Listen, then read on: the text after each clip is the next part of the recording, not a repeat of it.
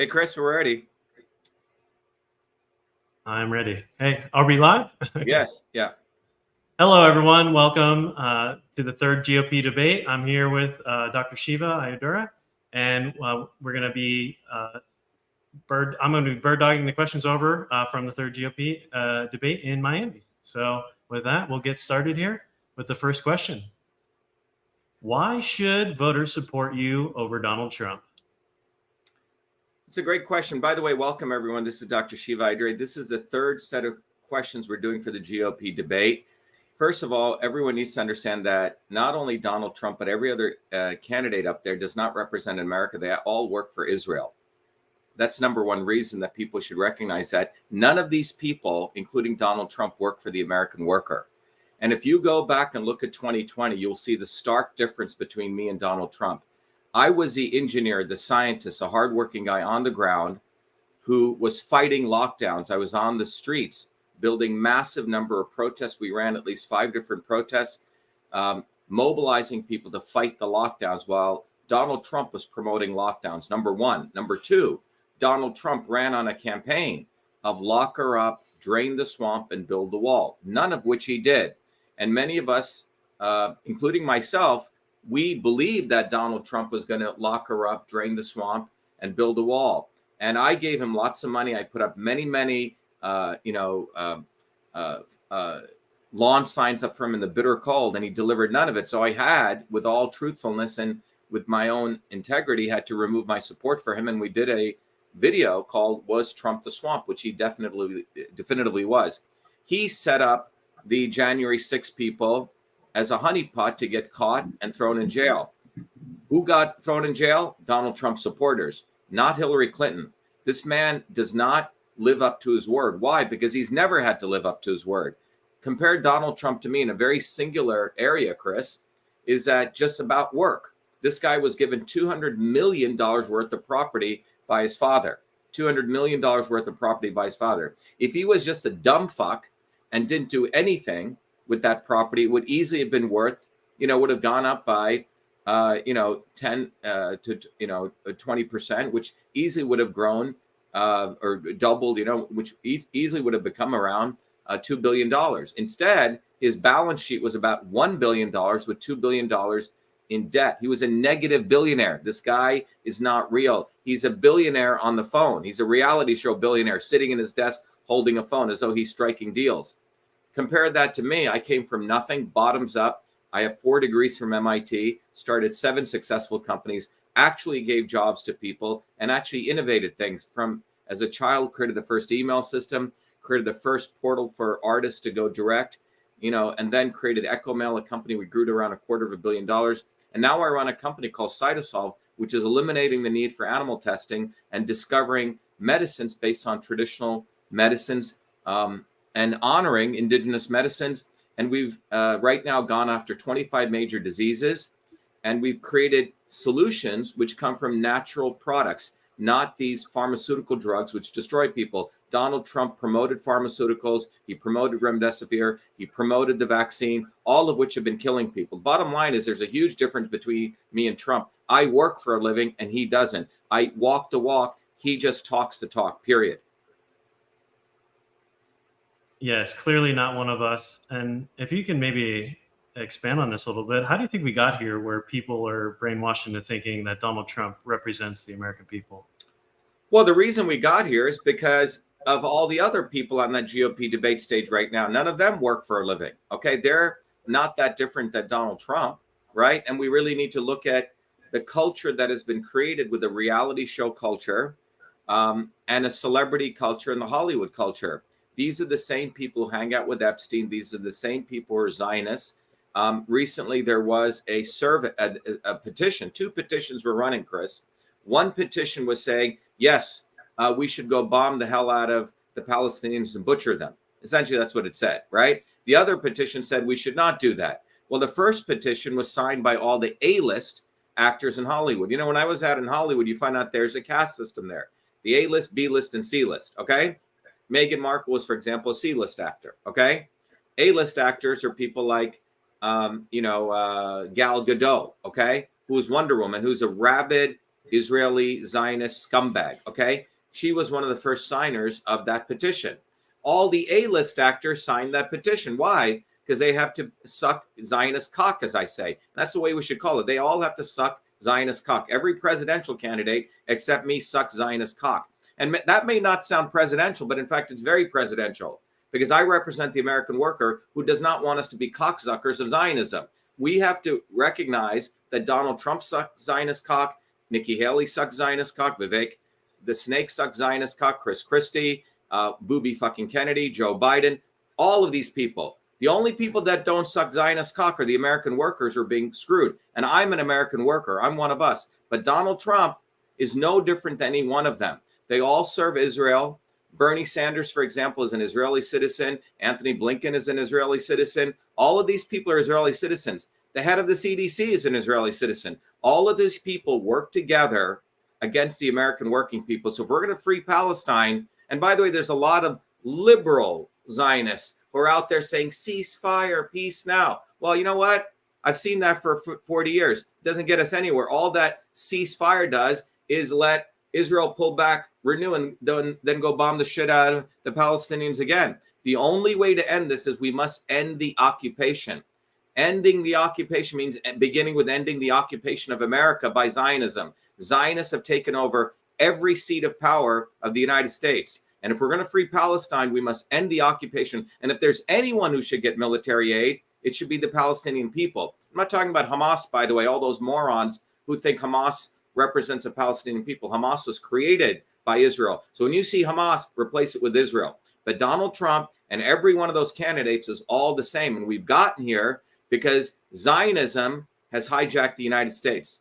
And Donald Trump is a face of Zionism. He brought in the Zionist hoodlum, Jared Kushner into the White House, who basically got a $2 billion loan from an Arab Zionist, the Prince of Saudi Arabia. You do not need to be Jewish to be a Zionist. In fact, 70 million Americans, Christians, are Zionists.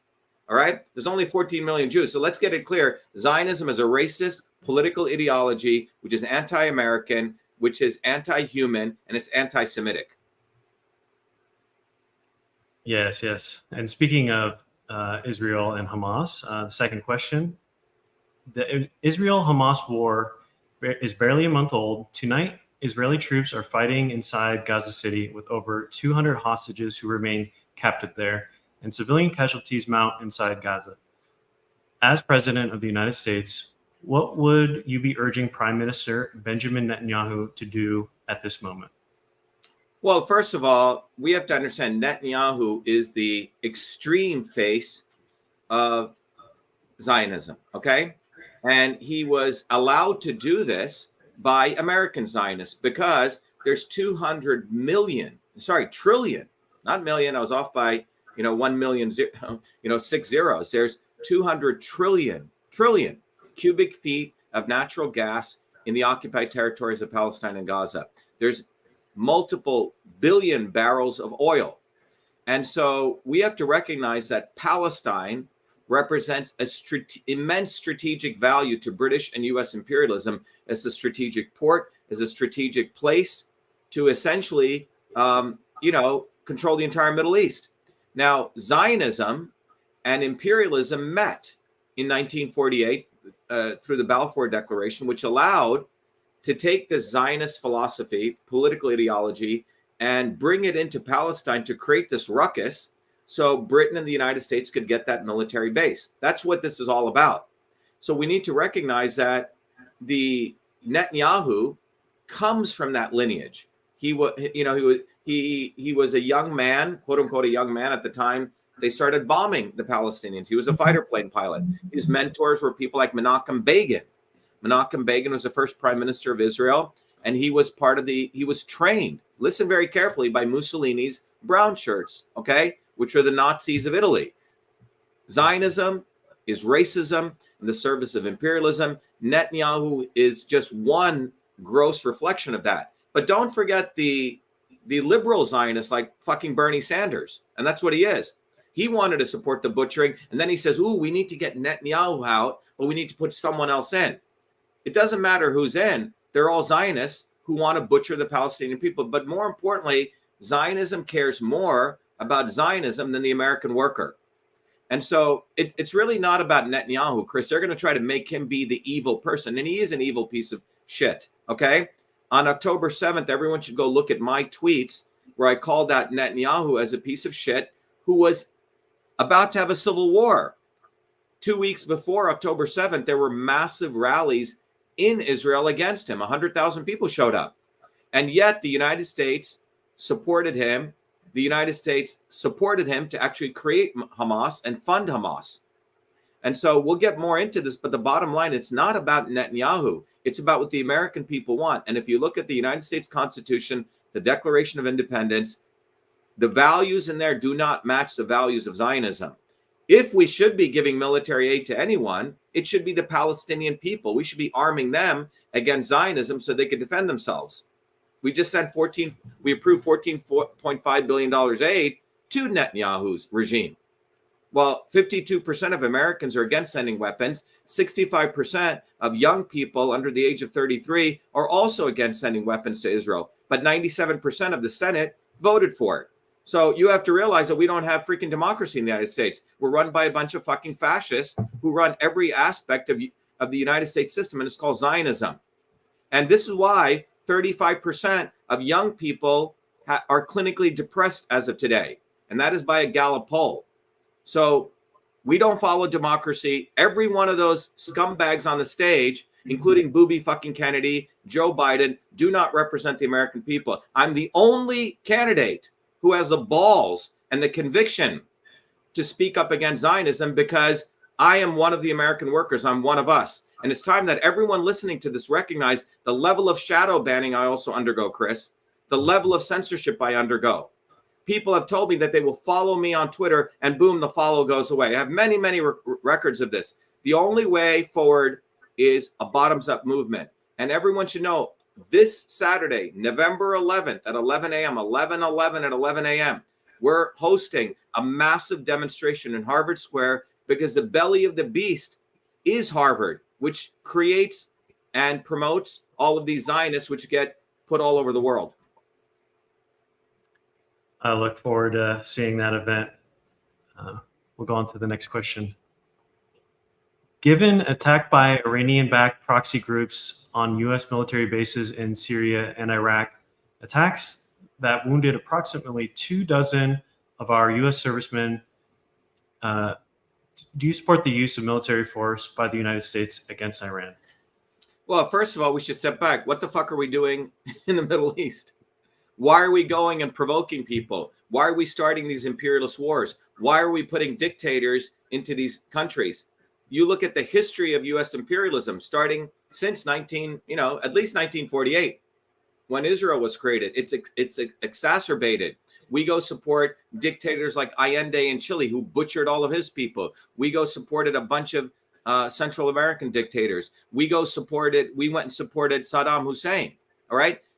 Every country, and we are the ones who supported the Taliban and the Mujahideen. We have to see that every country that American imperialism goes to, run by Zionist interests, always supports dictators. We go poke the bear everywhere. We're the ones who go send our young, poor white kids, poor black kids, poor Hispanic kids to go fight wars for rich Zionists. This is what this is about. What the fuck do you want the Iranians to do? I mean, we're flying over there 10,000 miles and attacking their sovereign areas, and they're supposed to sit on their ass. They're not supposed to build nuclear weapons. I mean, are we nuts? How much hubris do people have? And why do they think these people don't have a right to defend themselves? Who decided that Iran should not have a nuclear weapon and only we should and Israel should? Come on, let's get our heads out of our ass and realize that we've all been brainwashed. The Iranian people have every right to defend themselves. The question is, why are we even in any of these countries? Why are we supporting Zionism? And that's the question that needs to be answered, Chris. Not like, ooh, why are they attacking us? I mean, this is all ass backward. As you can see, the people who are asking these questions to these Zionists on the stage are assuming that people are stupid. They're assuming that we have a right to be there. The United States had no right to go into Vietnam. It was John Kennedy, the first truly U.S. imperialist, who started all this. The United States and the people of this country want our people taken care of. We have no right to going and stealing other people's oil, setting up military bases so we can steal other people's oil, and butchering other people so we can steal other people's oil. I completely agree. I see the meme right now with Iran in the middle. And who put this Iran in the middle of our military bases? Exactly. Yeah. Well, the interesting thing is Booby fucking Kennedy says that, this is Palestine is our aircraft carrier to protect ourselves. He's a fucking Zionist. He hates the American worker. None of these people on stage, Chris, work for a living. I get up at 5 a.m., go to bed at midnight, right? I have to run my business side of Solve, make sure I pay my bills, make sure we have enough wages to pay our people who work for us. And I do this. You, Chris, work as an IT guy and you support our movement for truth, freedom, and health, right? Everyone in the movement for truth, freedom, and health has a full-time fucking job and they do this. And if they're retired, they worked hard and they do this. None of those people up there do anything. We are now collecting signatures to get us on the ballot. Booby Kennedy steals all of our lingo and asks for $15 million to go get on the ballot. So think about what I'm talking about. Anyone out there listening, if you're giving one fucking dollar to any of those people, you have to go have your mental health checked. These people are billionaires, guys. They have billion-dollar trust funds. Notice I don't ask you for money. I ask you to volunteer. I ask you to get educated. That's what we're doing. Fundamentally different because we're one of us. For the first time in American history in a long time, you have one of us running for president. And it's time you get off your butt and realize that 2024 is going to be the inflection point that we will head into utter darkness and slavery, or we can head into a golden age. And that golden age can happen with Shiva for president and with Truth, Freedom, Health. Yes, absolutely. And if anyone here is from Indiana, we are collecting signatures actively in Indiana. Please reach out to me and we'll get you on the ground. So thank you for that. We'll go to the next question here. Jewish students across the country are threatened and under attack. What do you say to Jewish students on college campuses who feel unsafe given the dramatic rise in anti-Semitism? And what do you say to university presidents and college presidents who have not met the moral clarity moment to forcefully condemn Hamas terrorism? Yeah, so that's a very good question. So you notice how these questions are always flipped. And by the way, one of these guys who's obviously a supporter of Zionism is upset that I'm ranting and raving. And one of these guys actually was trying to use our movement so we would help him run for office, which we refused to do. Okay, and so we need to recognize that there are a lot of people like this fellow who are flipping who's the actual victim and who's the actual aggressor. Okay, and everyday working people where I come from, Chris, speak with aggressiveness and anger because we actually care. The people who can sit back and be philosophers are people who don't give a fuck about what's going on. Now, when you look at this question that you're asking relative to Jewish students, let's be really clear. People are conflating, once again, Judaism with Zionism. And this is a good opportunity. Are these Jewish students or are they Zionist students who believe in the butchering of Palestinians and the occupation of this land? That's a question we have to ask. And if it's going to be Zionism versus anti-Zionism, this is a very important battle. That it's an irreconcilable difference. And it will be fought out, and it must be fought out. And because America has become the place where Zionists have hijacked this country, and then they conflate Judaism, Chris, with Zionism. And we need to recognize there's 14 million Jews in the world. So where do you get all the Zionists? Well, they're American, quote unquote, Christian Zionists. There's around 70 million of them. So we should be very careful when people, posit these questions, trying to act as though the activists, the anti-Zionist activists, are quote unquote attacking Jewish people. Absolutely false. Most of these people out there are Zionists, are actually butchering Zionists. And they've had a stranglehold on the United States for, I would say, nearly a century now. And they think they can hide behind the cover of Judaism and promote Zionism. And what is Zionism? Zionism is racism. Zionism is anti-Semitism. Zionism is exploitation. And Zionism serves imperial interests.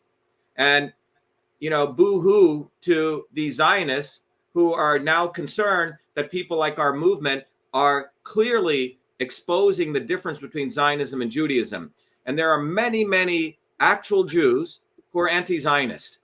And the same Zionists will attack those Jews. In Israel right now, everyone should ask the non-Ashkenazi Jews who get beat the shit out of by the Israeli Defense Forces. So if you're so concerned about Jews, then why don't you ask about what happens to the Jews in Israel who are anti-Zionists?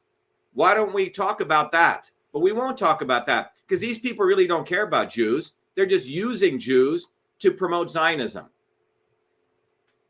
Yeah, I'm so glad you brought that up. I've been seeing many videos of actual Jewish people in Israel who are in support of ending the conflict in Gaza, and they're literally getting beat by police and jailed. They even passed legislation that if you come out in support of the Palestinians, that they can jail you. So this is really the shield that they use to deflect any criticism. And so, yeah, if they cared about Jews in Israel, Chris, right, we would have a secular state in Palestine.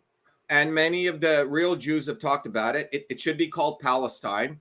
It should be a secular state, right, where all people live in peace and you're not exploiting people. For the last 40 years, the Israeli Zionists have ensured that even the Palestinians can't even mine their own resources, right? Can't even get access to their own, sources of wealth. So this is not about Jews versus, Arabs. This isn't about Jews versus Muslims. This is about Zionism.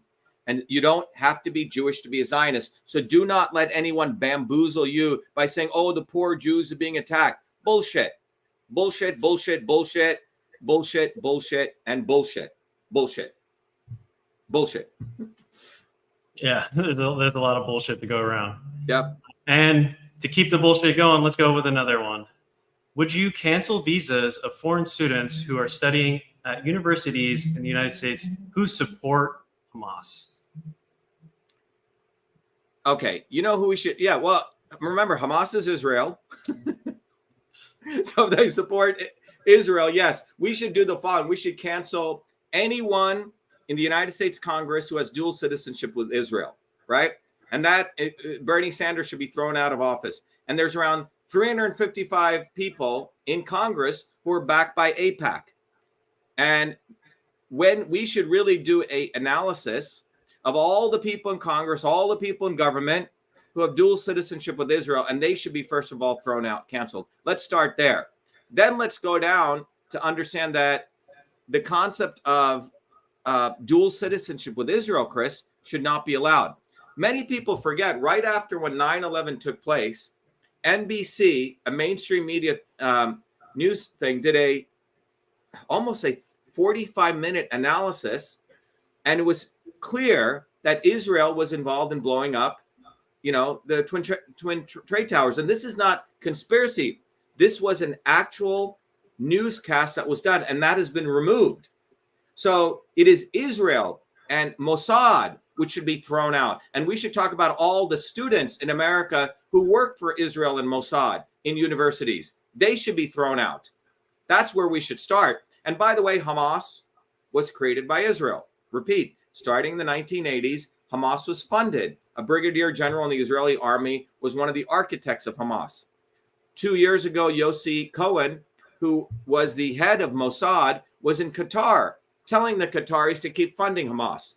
So this is all bullshit. It's a bullshit question. The issue should be who has hijacked America and who should be thrown out. I would say we should do a complete intelligence analysis of all the universities that are taken over by Israel and Mossad.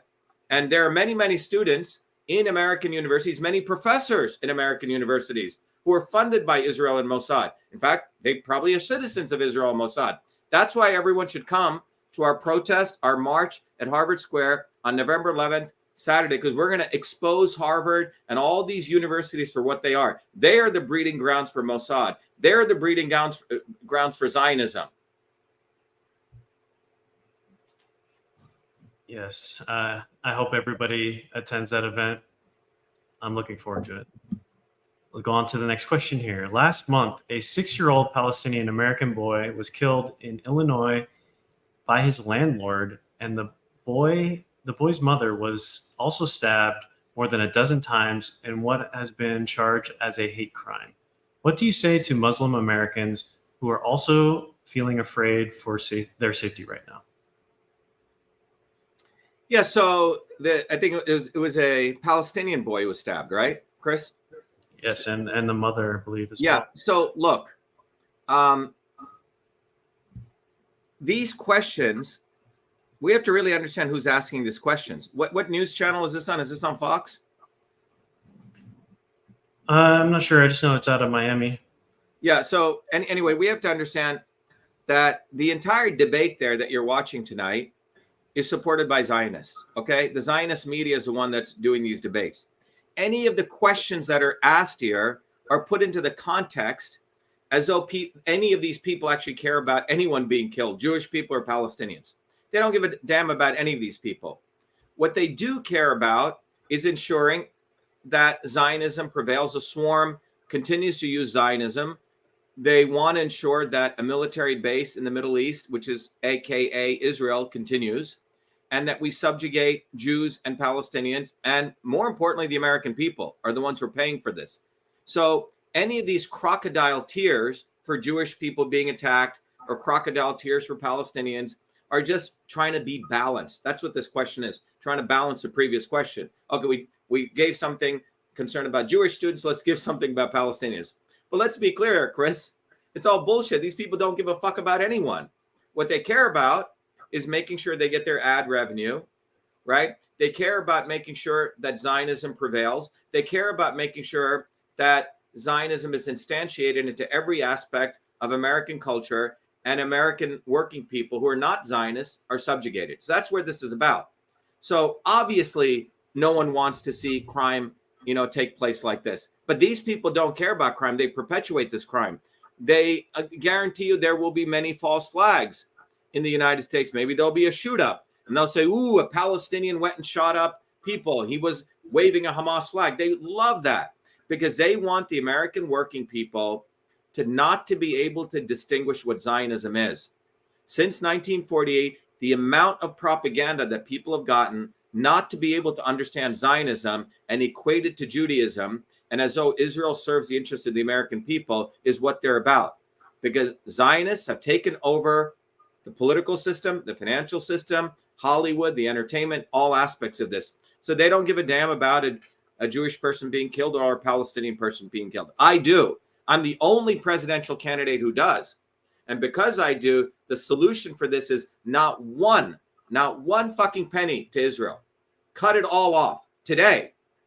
And what we should do with America is we should send our fighting forces and actually be protecting the Palestinians and the Jewish people and take all of these war criminals and round them up and put them in military prison. That's what we should do. We should probably invade Israel on behalf of the Jews and Palestinians. America has done that in other countries, have we not? We've invaded many countries, but we've always invaded countries on the behalf of dictators. Why don't we, for the first time, invade a fucking country on the behalf of the American people and the Palestinian people and the Jewish people? That's what we should do.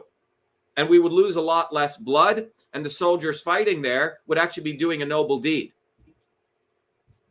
And by the way, someone just reminded us that we should talk about Shiva for President. Everyone, please, this is a quick ad. Go to Shiva for President, get one of these bumper stickers, put it on the back of your windshield, and it's a big FU to the swarm, a big FU to all these criminals up on the stage. Big FU to Netanyahu, big FU to Trump, big FU to Kennedy. Please do this, okay? This is something. Go to Shiva for President and get one of these bumper stickers because you will hit 100,000 people. So if you like what you're hearing and you finally want one of us to be president, go do that. Okay, someone said they want 10. Jeremy, you can go a box of 10. But one of these bumper stickers basically says truth, freedom, health, right? And it basically says you've taken a stand. You as an American person are tired of this bullshit. You're tired of being, supported by, as Michelle says, we have a new term that I coined called cockzuckers, okay?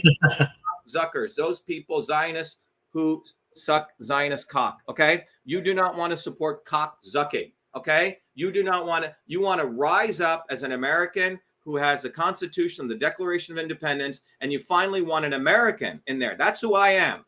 Bottoms up. That's who Chris is, and that's who all of you are. Donald Trump ain't a fucking American, okay? He brought in the swamp into the White House. Booby fucking Kennedy ain't an American. He will suck Zionist cock all day. He's probably sucked a bunch of other cock too, all right? But that's who these people are. They have no values. They want to speak in diplomatic words. They don't want me ranting and raving and being aggressive, but that's what American people are. We are ranters and ravers, and we're very aggressive. That's how we got the British the fuck out of here. And we need to now get Zionism out of the United States. I completely agree.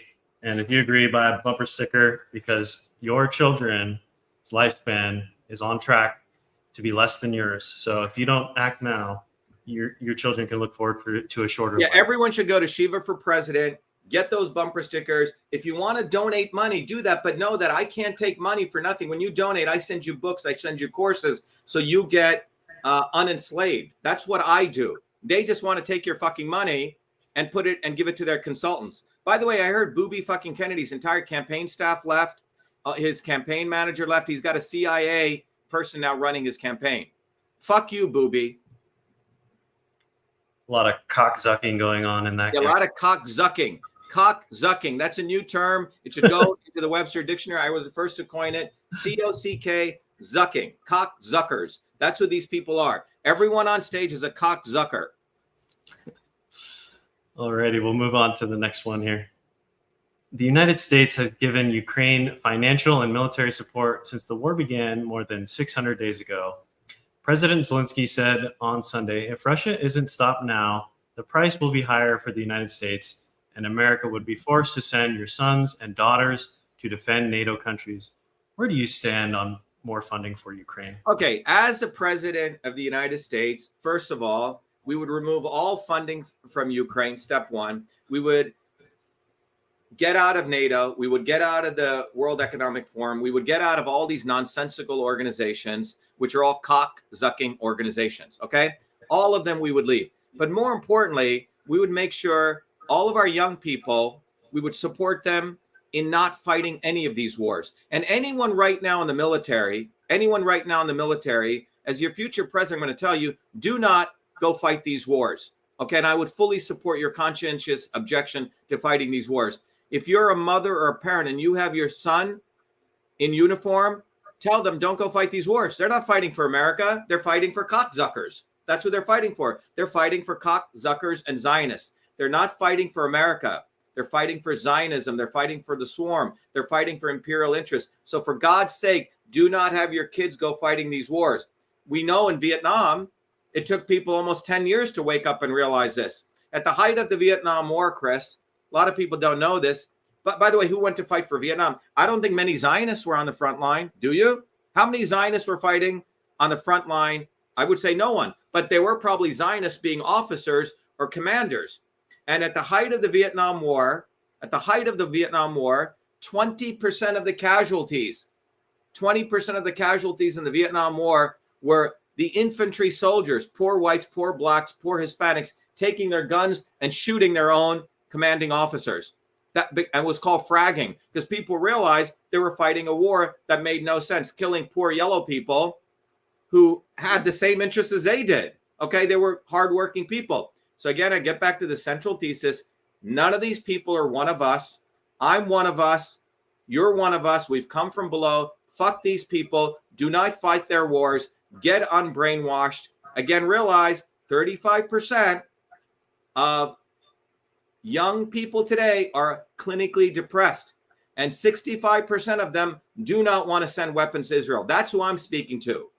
Our campaign speaks to the young people who are tired, who are sick and tired of seeing the wealth in this country be scattered, the massive wealth transfer take place to Zionists, who print money all day for their friends.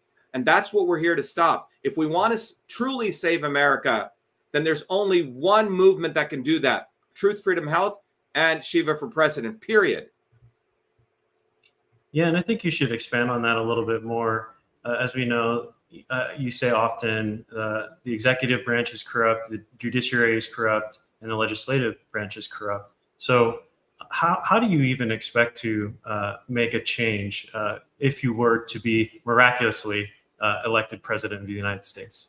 Well, Chris, let's remove the word miraculously, okay? I don't think we should say that. The bottom line is that we're building a movement, okay? Every day that we have, thousands of people watching this today, okay?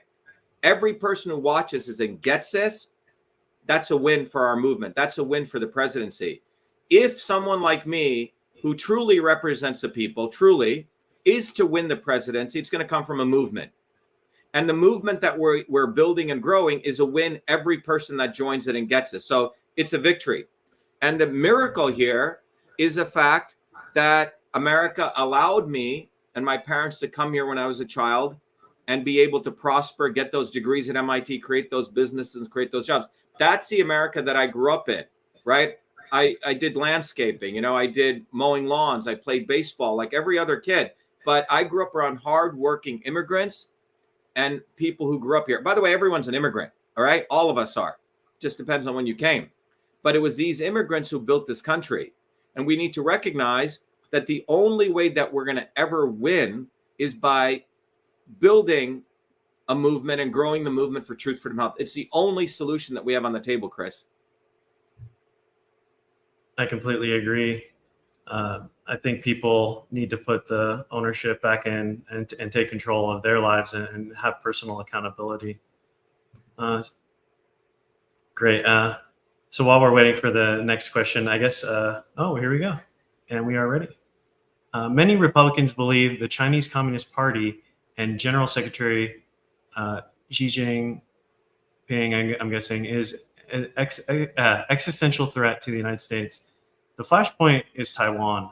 For decades and decades, the United States Navy has declared an invasion of Taiwan, but Reagan's Navy of 600 ships is gone. President Trump's goal was a 355 ship Navy. He got to 300 ships. Now it's at 291. Is that big enough to deter and, if necessary, defeat an invasion of Taiwan? First of all, I don't know, Chris, how many people have been to Asia. I've spent about a month, recently touring Hong Kong, Malaysia, Bangkok, Singapore, etc. So I have a very deep, and I used to do for MIT. We did a lot of we set up the MIT Singapore Alliance, and you get a really deep understanding of Asia. Let me tell you that if America lives by the Constitution, lives by the Declaration of Independence, and we really have Americans running this country, China is nothing to be feared. I'm telling you this point blank, okay? If you go to Hong Kong right now, Hong Kong in 1997 was taken over by China. I mean, you go to Hong Kong, the infrastructure there is quite extraordinary. I mean, when I got off the plane, Chris, in Hong Kong, within 5 minutes, I was in my car through customs, and then you're in your hotel in about 10 minutes. The highways, the infrastructure, the buildings is quite phenomenal, okay? And that was done by the British, by the way. And I understand places like Shanghai even have better infrastructure. But you know what they don't have? They don't have freedom, all right? So you always feel, and since COVID took place, China has clamped down on Hong Kong. Many, many expats, Americans, British people, Australians, New Zealanders who went to Hong Kong to make a lot of money, left Hong Kong. Because you cannot forget that, yes, you can build all these ships and you can build all these great infrastructure, but without freedom, it's a soulless society. And that's what I felt when I was in places like Singapore. You go to Singapore, everything works perfectly, and you're sort of enamored by it for a little while. Then you realize, holy shit, I don't have any freedom here, okay? And so we need to stop saying, oh my God, China has this, China has that. What we need to go back to is these core American values. The First Amendment, the Second Amendment, the Declaration of Independence, which boldly states that the American people have a right to abolish and alter their government when it no longer serves them. What other piece of document says that in any other country? Nothing. We have the Bill of Rights. But what has happened is America has been hijacked from within. Khrushchev said that America will eat itself from within. So we should stop talking about China, Russia. Those countries are building themselves from within with their own philosophies. And I don't agree with their philosophies of surveilling people, watching people, no First Amendment rights. They treat their people like dirt. But what we're doing is we have this amazing infrastructure of philosophy, right? Infrastructure of ideas.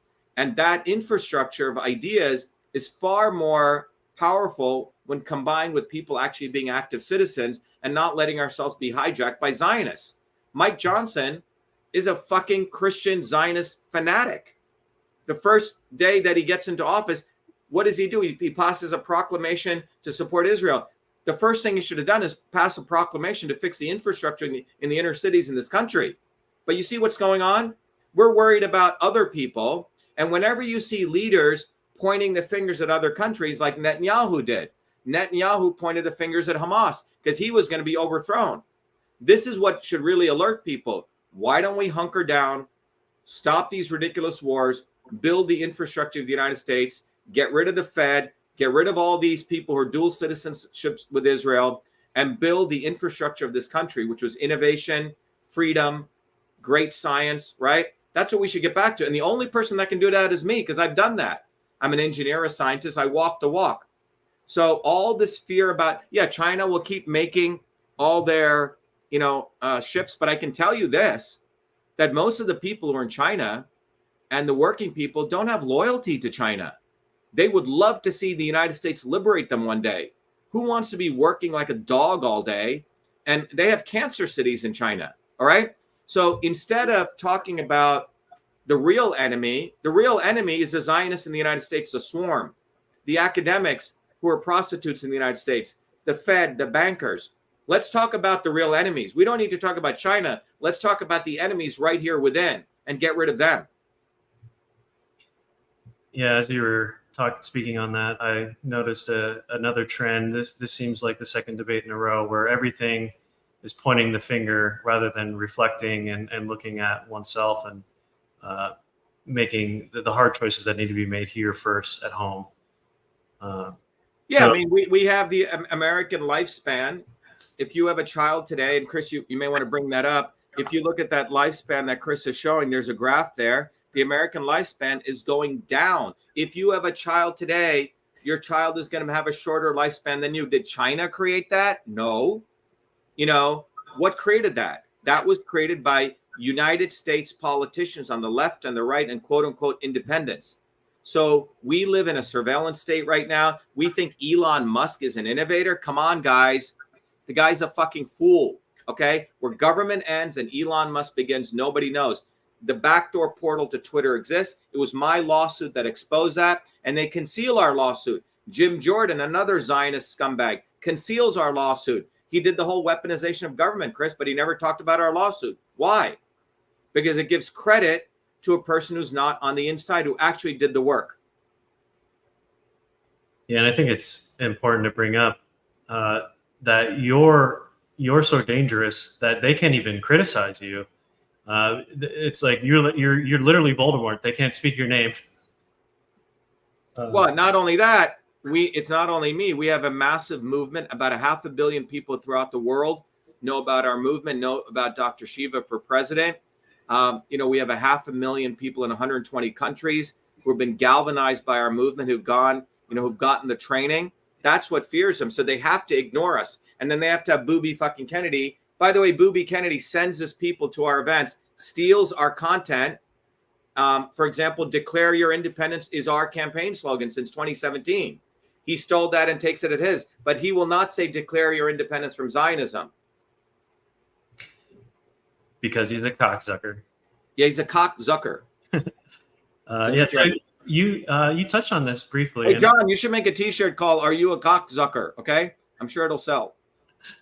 Go ahead. You touched on this briefly, and I found it fascinating because I know because you taught me so well the science of systems, and transport represents freedom, and so China not having the freedom is no threat to us. Can you expand on that?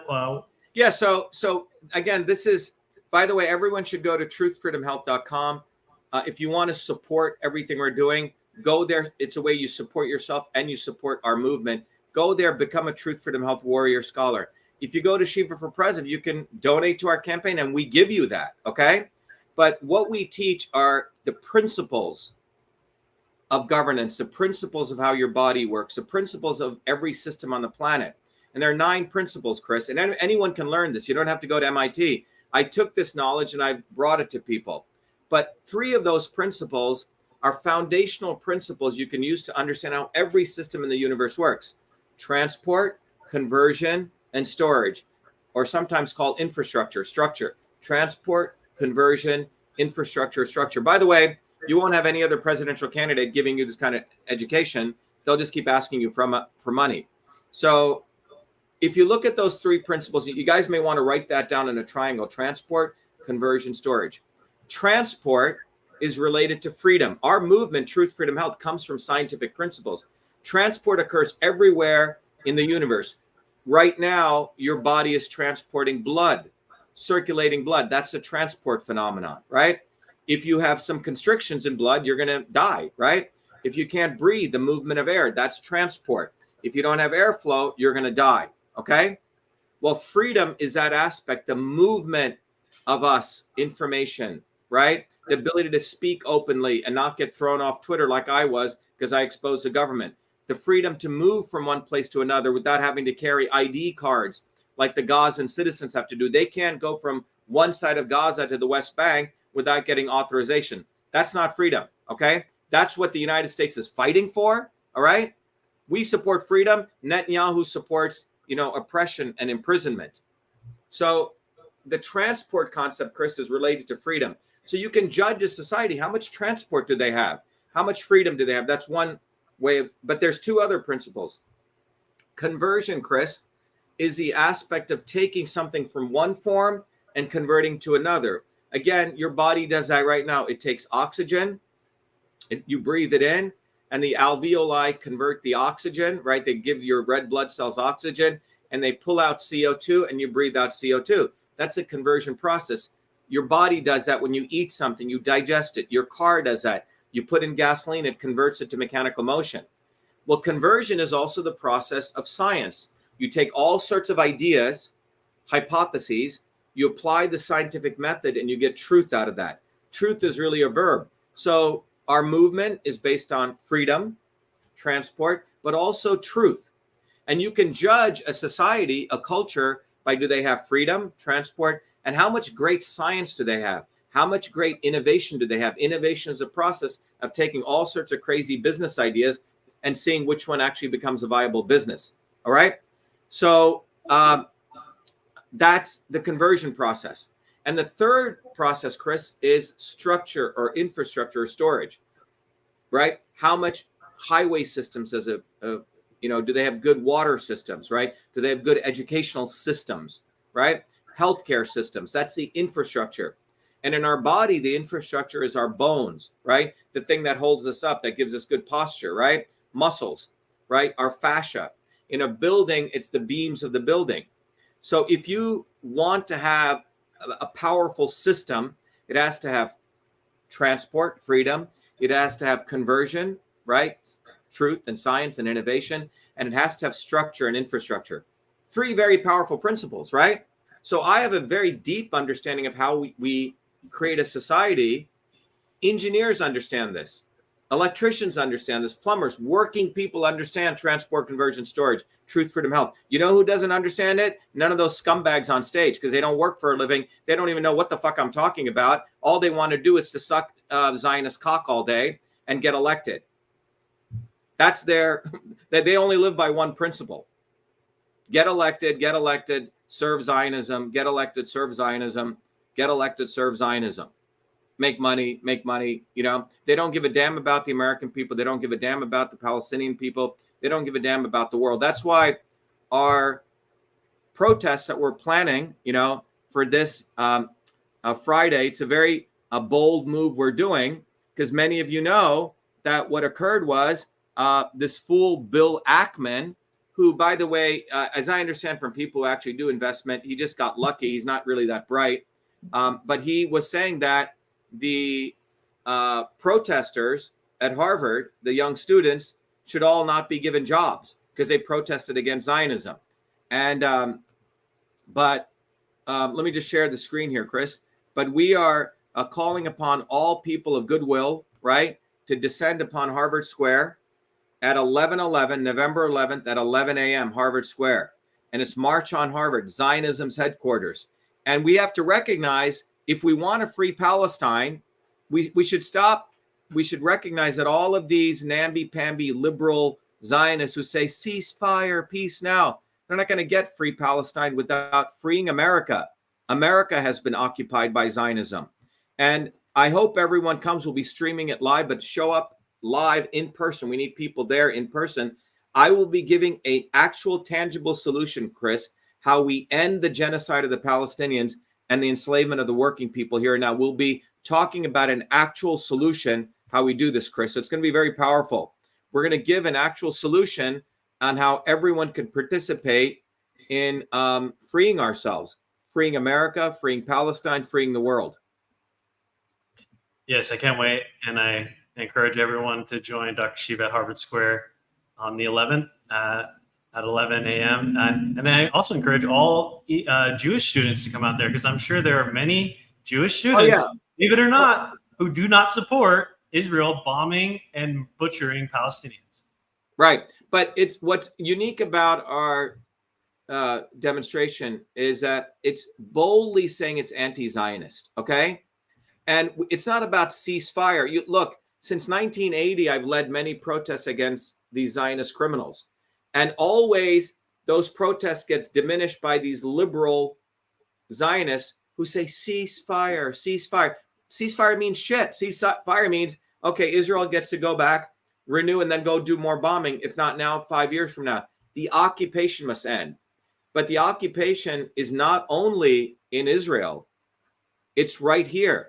We have Zionist occupation of America. And that's where it needs to end. Absolutely. Are you waiting for another question, Chris? We have another one. Just got it. And by the way, to everyone watching, I am, and I want to thank Chris Bradley, our anchor today, but we are literally answering each question that is going live right now, Chris, right in the GOP debate. Yes. Third GOP debate out of Miami. And I'm fielding questions to Dr. Shiva. If you haven't already, go to Shiva4president.com, pick up a bumper sticker, give a big middle finger to those cocksuckers. All righty, we'll move on to the next question.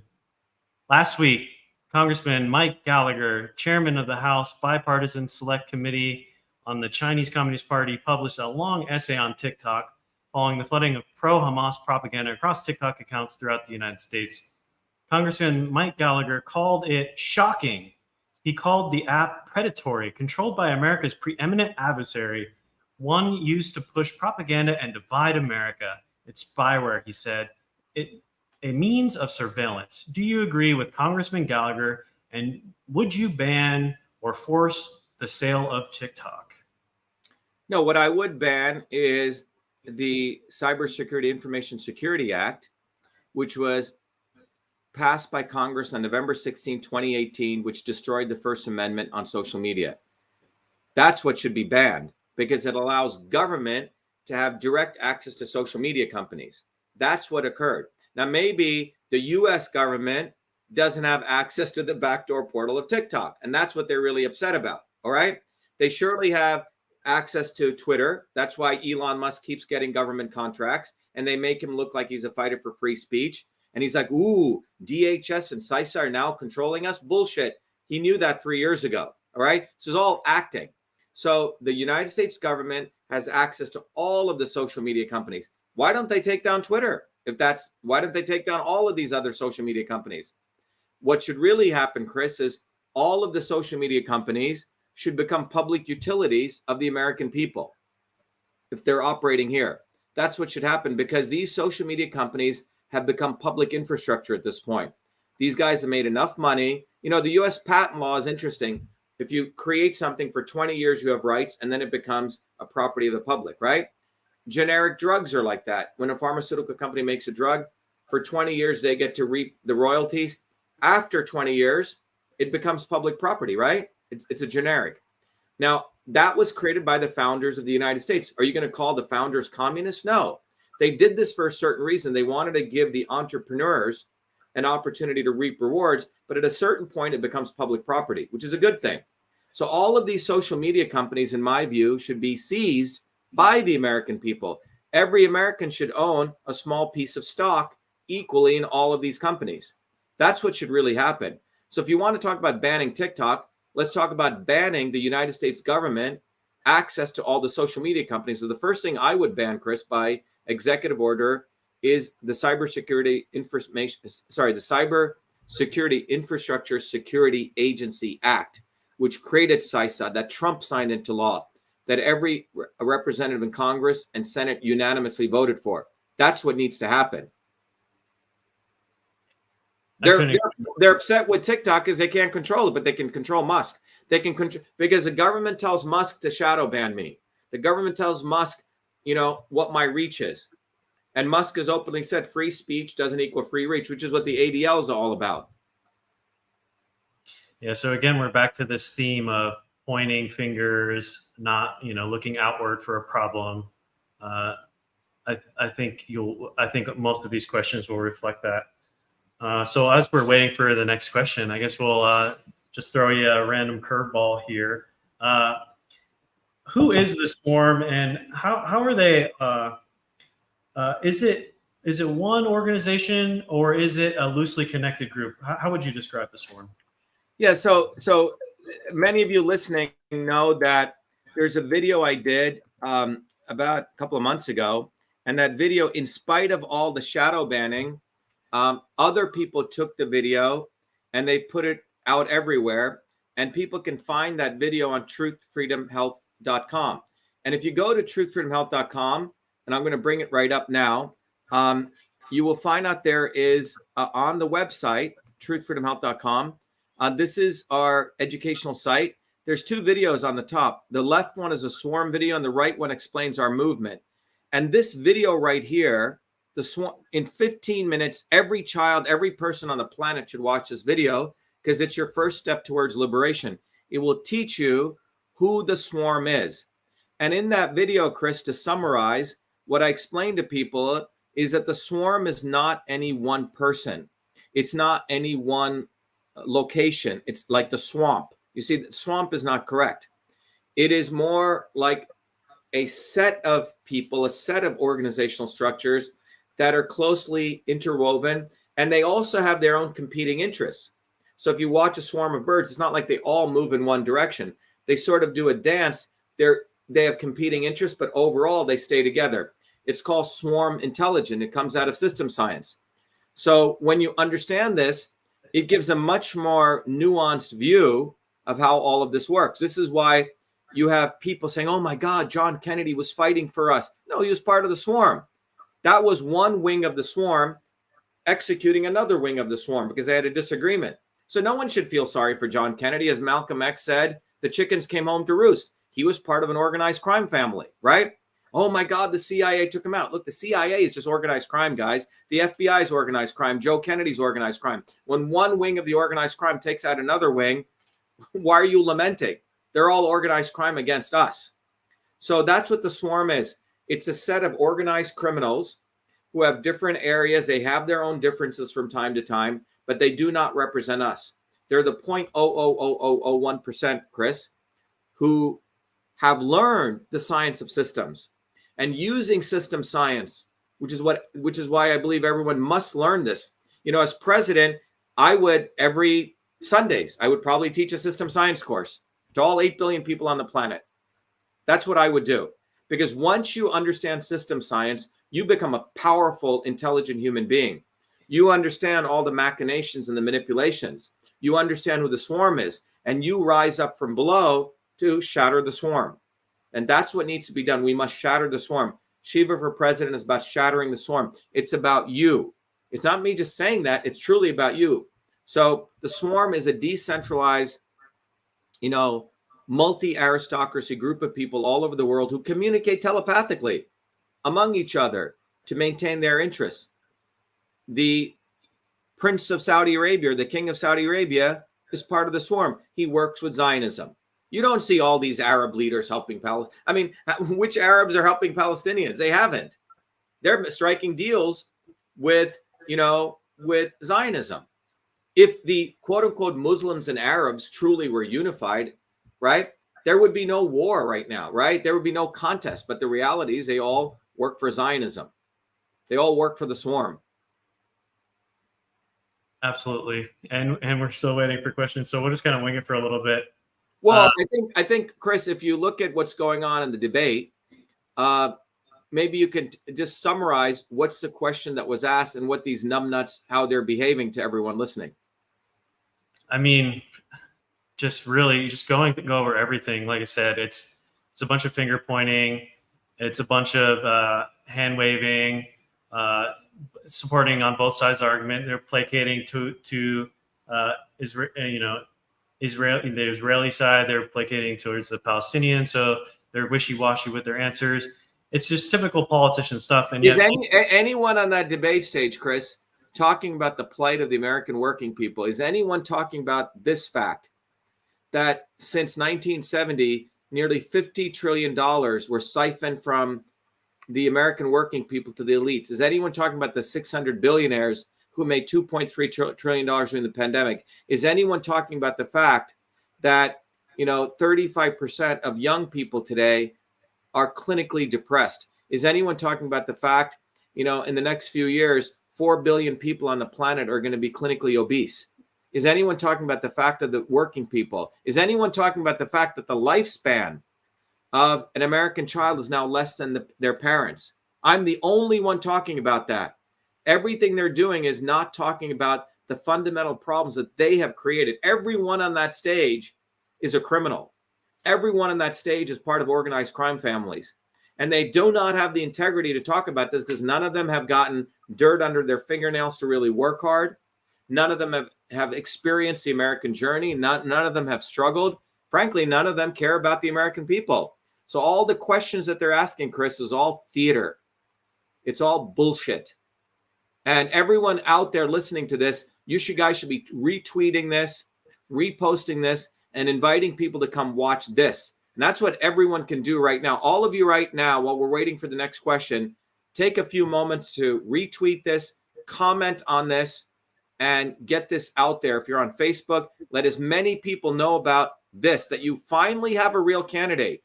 You finally have a real movement. Go to Shiva for President right now. Download that flyer in the download section. Get the bumper sticker. Support this campaign. Volunteer, volunteer, volunteer. We need to get on the ballot in every state. So we need you to volunteer. This is your movement. Embrace it. Embrace it. And the only reason we're doing this GOP debate is to give you guys an actual alternative so you don't have to be bamboozled by a bunch of fucking morons and cocksuckers. So please take advantage of this. Get this out there. Someone said, thank you, Lord Jesus. Yes. And remember, I don't know if John is here. John, can you show that whip that Lord Jesus would take unto these people right now? Is John there? Do we have the whip? John, let's call up John. Send a message to John. Yeah, and so let me ask John. John, someone just put. Hold on. So we're gonna have John. John has a very nice prop that he likes to bring up. Yes, let's do a reenactment of. Hey, John, can you bring up in the temple? Can you bring up the whip, John? People want to see the whip. Can you just bring it in, the Jesus whip? Thank you. So someone said, finally, thank you, Lord Jesus. I personally have a personal relationship with Christ. I don't like to go to these evangelical churches, but John is showing something very important. We will be offering this on our shop. This is one of the whips that Christ used to whip the bankers and whip the swarm out of the temple. And that is what is needed. We need that whip. Okay. And to all of you guys who are Christians, John, please show that again. Please show that again. John is a very, very devout Catholic. And John is of the opinion that we need to be selling that on our shop. And John's just trying to figure out how to put truth for the mouth on it. But, most Christians do not want to talk about what Christ did, right? Christ whipped the shit out of these bankers, the shit out of, frankly, the not so obvious establishment. And that's what we need to do. That whip needs to be taken to all those people on the stage. And I believe if Christ was here, he would whip all those people off the stage. First thing he would do, he would clean up house. Do you think Christ would be supporting Benjamin Netanyahu's bombing of the Palestinians in Gaza? Is that the question? Well, it's a great. I'm just wondering. Well, those are. I think it's a great question. So to everyone listening, what we need, I'm going to give a quick history lesson here, Chris. You know, the concept, this whole concept of Armageddon, the Jews returning to Jerusalem, salvation comes, and I mean, comes out of first of all, this is all made up fantasy. And if any relationship they have to any references comes out of Revelations, Christ never spoke this stuff. Okay, Christ never talked about the Jews returning back to Jerusalem and butchering Palestinians. I don't think Christ ever talked about that. So around the 1600s, there was this notion of Jews actually converting to Christianity, and that was the only way that salvation would come unto them. By the 1800s, this philosophy had changed to Christian Zionism by a guy called Wilhelm Heckler, who met an atheist by the name of Theodor Herzl. Theodor Herzl was an atheist. He didn't believe in God. He was the one who founded Zionism. And he took some stuff from Judaism, some stuff, but it was a political ideology based on racism, a separatist philosophy, which was separating itself from the pogroms that were going on to the Jews instead of organizing them to fight against the oppression that they were enduring in Europe. His goal was to separate them, right? Which was based on supporting anti-Semitism, very much like what Marcus Garvey did in the United States, supporting the Klan in many ways. Oh, let's have our own place. So we have to understand that Theodor Herzl was an atheist, and Wilhelm Heckler was a Christian Zionist who created this philosophy. They both met, and this gave rise to Christian Zionism, the concept that Jews must go back to Jerusalem, and then this, events take place, and then we have, everything reset or whatever, right? But this is just nonsense. This was just made up shit. And you should contrast that to what Christ actually said, love thy neighbor, right? The New Testament is one of redemption. The Old Testament is of a vindictive God who just goes and kills everyone, okay? The whole purpose of Christ was a redemption of one of love, right? For humanity, love for neighbors. This has nothing to do with what's going on in Palestine. So all you fucking Christian Zionists, all right? You don't know what the fuck Christ talked about. You're not Christians. At best, you're Zionists. And by the way, we have to recognize many of the evangelicals, Chris, in the United States report directly to Israel. They work with Mossad. They're friends with Bibi Netanyahu. And I don't mean this.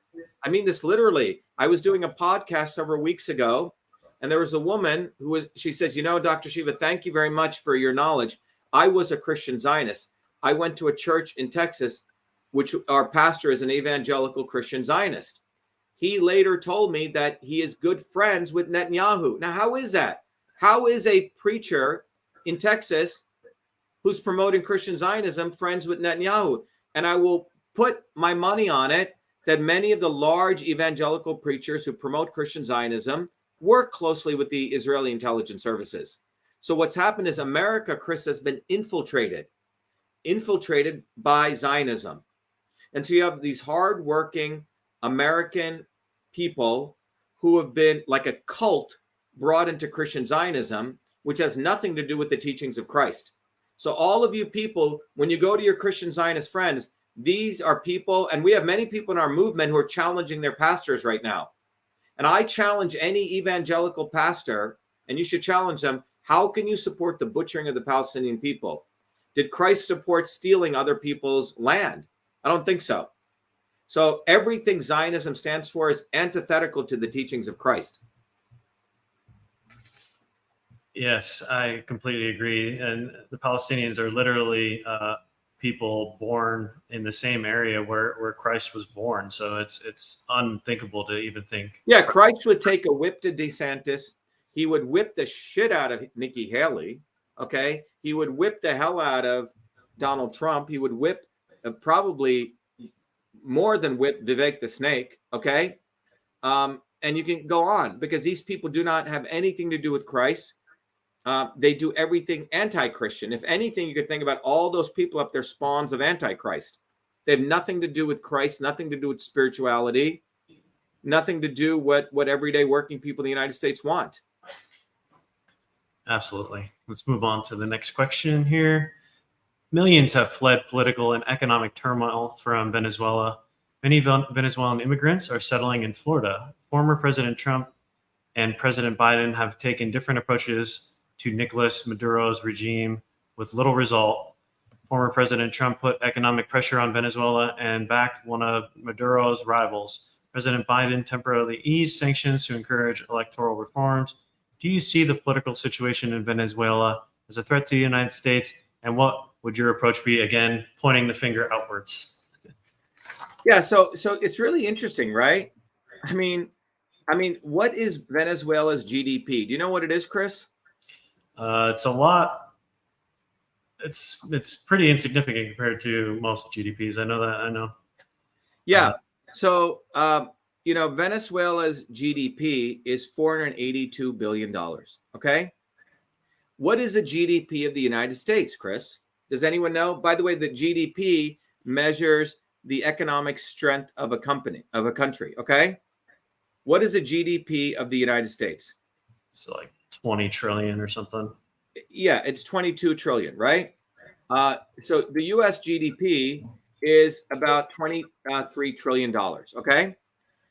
And the GDP per capita, if you took the GDP, 23 trillion, and we have about 330 million people in the United States, we have $70,000, right, per capita GDP. Now, Venezuela is $482 billion. They have 23 million people. Their GDP is $3,000, okay? I'm sorry, their GDP per capita. So we are 20 times, 25 times bigger than this little country down there, okay? And why are we fucking with Venezuela? Can anyone tell me this? Why they have their own philosophy, they have their own governance systems. Why are we going and poking their bear? What do we get out of it? As a little small country, $482 billion.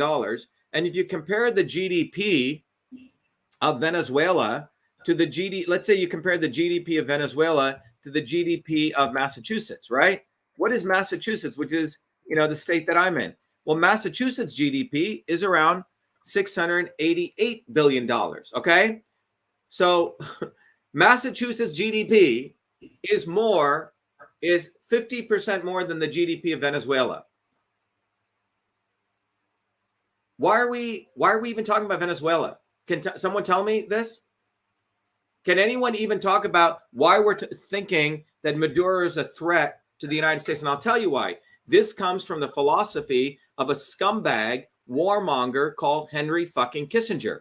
Okay, the guy's probably taking adrenochrome all day. The guy's still living quite well. He was the one that was invited by another imperialist scumbag, John F. Kennedy. John F. Kennedy's the one who allowed Kissinger, and he created the domino theory.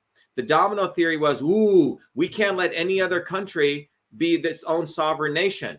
We have to brand them as communists, and we have to go halfway around the world to Vietnam and destroy them. So we send 17, 18-year-old poor blacks, poor whites, poor Hispanics halfway around the world to get butchered because of this domino theory. That's where all of this comes from. We need to let all this shit go. I think this question is nonsense. I mean, the Venezuelan people, I have very, very good friends, of all different mixed races who go to Venezuela. There's a lot of a very diverse culture there. They have their own natural resources. Leave them the fuck alone. Leave them alone. They're a flea on the U.S. back. We have more problems to deal with. Leave Venezuela alone. U.S. out of Venezuela. U.S. out of Palestine. That's what we should do. U.S. the fuck out of all these places. The only places we should send people, military aid, is to the Palestinian people. That's the only place we should be sending military aid. And leave the Venezuelans alone. Please, for God's sake. Why are we going and poking the bear everywhere? Why don't we go poke the bear at the Zionists right here? Why don't we go poke the bear at all the bankers, Jamie Dimon, and all the bankers in Morgan Stanley and Goldman Sachs who have taken over the United States economy? Why don't we go to war against them? We should go to war against Zionism right here in the United States. We're going to war against the wrong people. We're a $22 trillion economy, and now we have $33 trillion in debt, okay? That's where we're at. And this debt was created by Zionist financiers. We're going against the wrong people. Leave these people alone. Stop the embargo against all these countries. Let them also thrive. You know, the Cuban people have been through enough. It's not about pro-Cuba, anti-Cuba. These are small little countries. It's total nonsense. Total nonsense. Always diverting it to some other country. Ooh, what do you think about over here? What do you think about over here? What do you think about Iran? What do you think about... The question is, what do I think about Jamie Dimon? What do I think about Joe Biden? What do I think about Nikki Haley? What do I think about Vivek the Snake? All those people out there should be prosecuted. If you look at all those people on the debate stage, Chris, every one of them is part of organized crime. They've made all their money not working hard, but through their contacts and through their fraternity of organized criminals. We should go to war against the 0.0001% in the United States who steal from the American working people. Not with Maduro, not with Khomeini, or whatever. This is all nonsense. We should go to war of people who suppress the American worker. Right, and it's always the poor and working class who suffer. These elite, they never suffer any consequences for their actions. Eduardo Maya just put up South America's rich resource. What we're practicing is the British imperial philosophy of divide and rule. We go to countries, we start a war, but ultimately what we want to do is we want to ransack their oil or their gold or their diamonds or their copper. That's what this is about. So for God's sakes, everyone, listen very carefully. Everyone on that stage, including Booby, Kennedy, and Biden, please write this down. They do not work. They do not work. So if you don't work for a living, what does work mean? You make something, you have a service, you have a skill, you sell your skill, and you get money for that. That's being an honest day's work. These guys don't work. So how do they make money? They go exploit other people's labor. They go exploit other people's resources. They're like greedy vultures. So they see Venezuela. Ooh, they got a lot of oil. They got a lot of diamonds. They got a lot of gold. What can I do to go fuck them up, start some shit, and on the back end, I'll come and I'll steal their resources. Anytime the United States government starts shit with other countries, there's an economic interest. Britain did this all over India. They came in, they divided, they started Muslims hating. I mean, before the British came, Muslims, Indians, all these people lived in relative peace. So same with Africa. They had their very clear borders. Britain went in there, drew random nation states and had everyone fighting against each other. Once they got people fighting against each other, then they could steal their diamonds. Cecil Rhodes did that. So we have to understand these people who do not work for a living. It's like there's a slogan in my language in Tamil which says Koranga Buddhi, which means the nature of a monkey. If you leave a monkey who has nothing to do, he'll figure out some bad shit stuff to do. Okay, he'll start doing all sorts of wacky shit.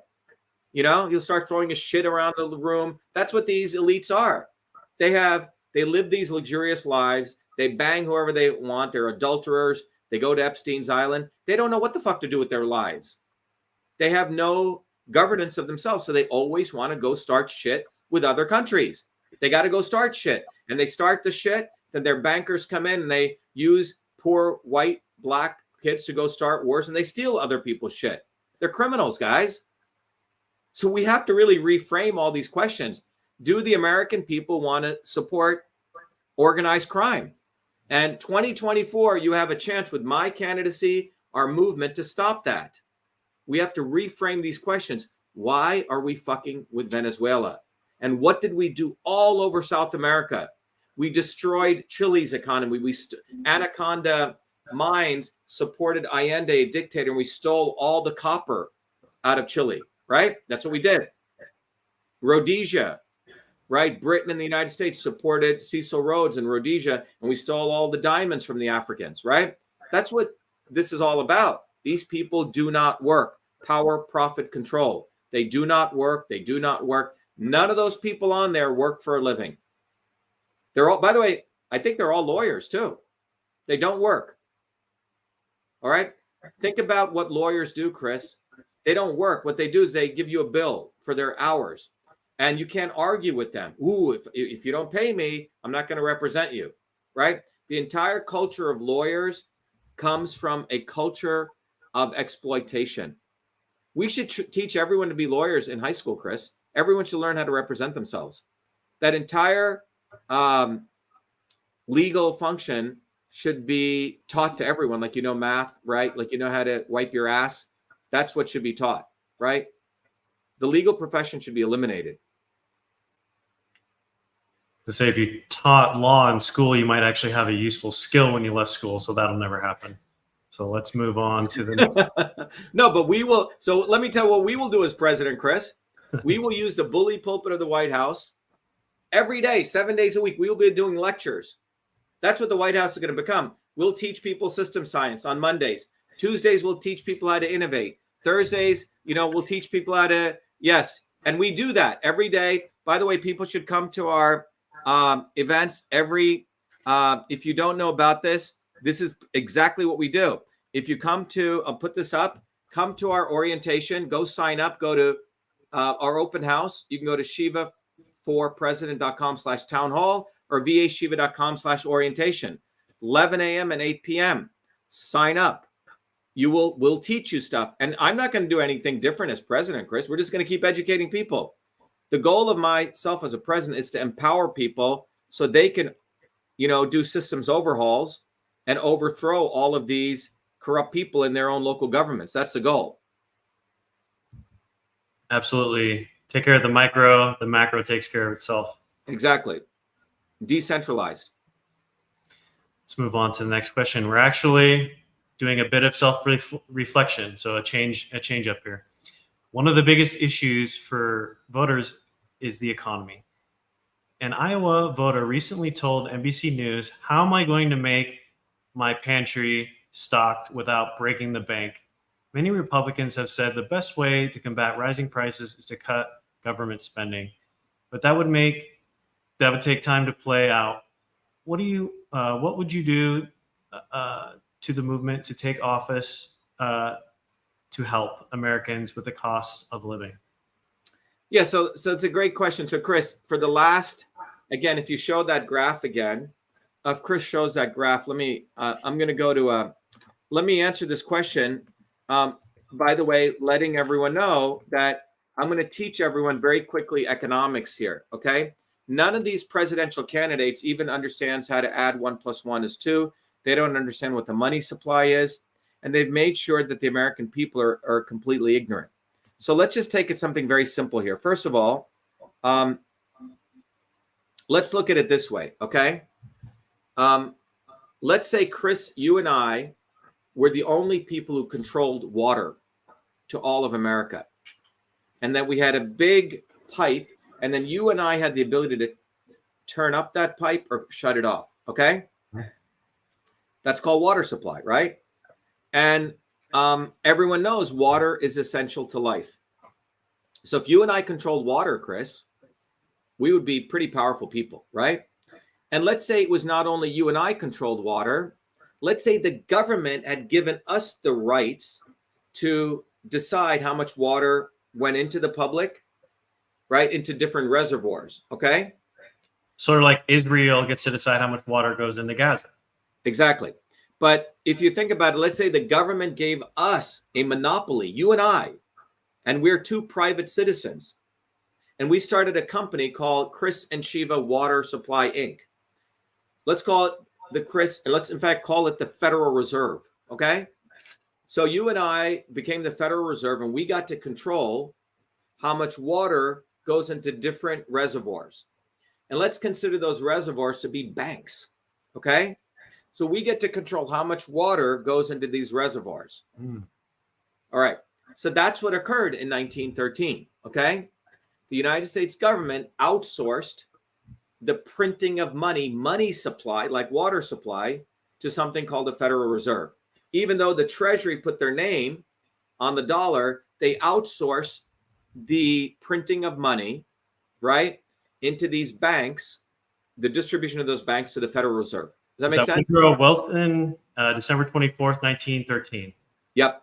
So, but we need to understand that, and these are a private organization called the Federal Reserve, got given the exclusive contract, okay, just like water, to decide where money would go. Isn't that against the Constitution? It's against a coinage issue, right? But they subverted that because they said, oh, this is not actual coins, this is paper, right? Because it's electronic. So anyway, there's a long history there. But the bottom line, none of these presidential candidates will discuss this, that this was what took place in the United States. So you and I, let's say I'm a 50% owner of the Federal Reserve, you're 50% owner. And by the way, the Fed has many owners. We got the right to print money. We controlled the money supply, like controlling the water supply. Now, why is this important? Well, if we let out a lot of water, a lot of money, right, out into society, what goes to the price of water in that case, Chris? Does it go up or down? Goes down. Goes down because we have a lot of water. Supply goes up, price goes down. Similarly, if we put a lot of money out there, what goes to the cost of money? Goes up or down? Goes down. Interest rates go down. Interest rates. So interest rates are a measure of the cost of money. All right. So Obama, on behalf of the bankers who get all this money, who, by the way, were loaning money in ridiculous ways, were making money in 2008, loaning money and packaging products, made a ton of money. But then they all crashed because they gave loans to people who should never have gotten loans. So what did the Federal Reserve do? They came and saved all the big banks. They printed money for them. That was in 2008, $8 trillion. So they gave them all water. They should have starved. They should have died. These big banks should have failed. But we should have hoped harder. What's that? Should have hoped harder. Yes, but the bottom line is they fed the devil. They fed Satan. Obama saved Satan, okay? And $8 trillion went out, and it artificially, since 2008, kept interest rates low because they put out all this money. Now, who did that help? It helped people like Jared Kushner. It helped people like Donald Trump. It helped all the elites. It helped people like Elon Musk and Jeff Bezos because they could now get low interest loans to build their businesses, which were supported by and for the swarm. That's what happened. And so from 2008 to 2020, all their businesses with low interest rates succeeded. Now, late 2018 and 19, as that money supply was drying up, guess what happens? Interest rates were going up naturally, right? Because they put a lot of water out there, and then the drought comes because they didn't really support a real economy. And that's why if you look in 2018 and 19, all over the world, people were protesting against corruption, against high prices, right? And so then they created a pandemic. It was because the economy was running on fumes. They don't really have a real economy. So Trump was brought in to execute the pandemic and to print $8 trillion again in one term. So $8 trillion in two terms, that's what Obama did. Trump did $8 trillion in one term. You see, as this process goes, they need more money in a shorter period of time because the whole thing is running on fumes. All right. So the reason the American working people are suffering is because every time you print money, you're putting more money out there, right? Then what they do is they have to say, shit, we can't have that the more money that's out there, it also starts creating inflation because now people are getting access to capital and they're all competing for the same set of resources. And you have a supply chain issue too after the pandemic. They artificially minimize, right, the access to products. So now inflation is going up. But all of this began with the printing of money to save the elites' businesses. So let me summarize. The Zionist swarm prints money for his Zionist friends so they can make money. And because all of their business is actually running on fumes. So the swarm runs bogus economies, really not real thriving businesses. So the way they thrive is just by having money. Imagine, Chris, you're running a business and I don't know, you're selling teacups, right? And you know it costs X to sell a teacup, and you can X to make it and Y you can get for it. Let's say you don't really have a good business. You're paying yourself a big ass salary, and it doesn't matter how many teacups you make. It's a bogus business, and you keep getting loans from a bank to support it. That's not a real business. So that's what the elites have. They have bogus businesses, and they need to print money and get loans to support these bogus businesses.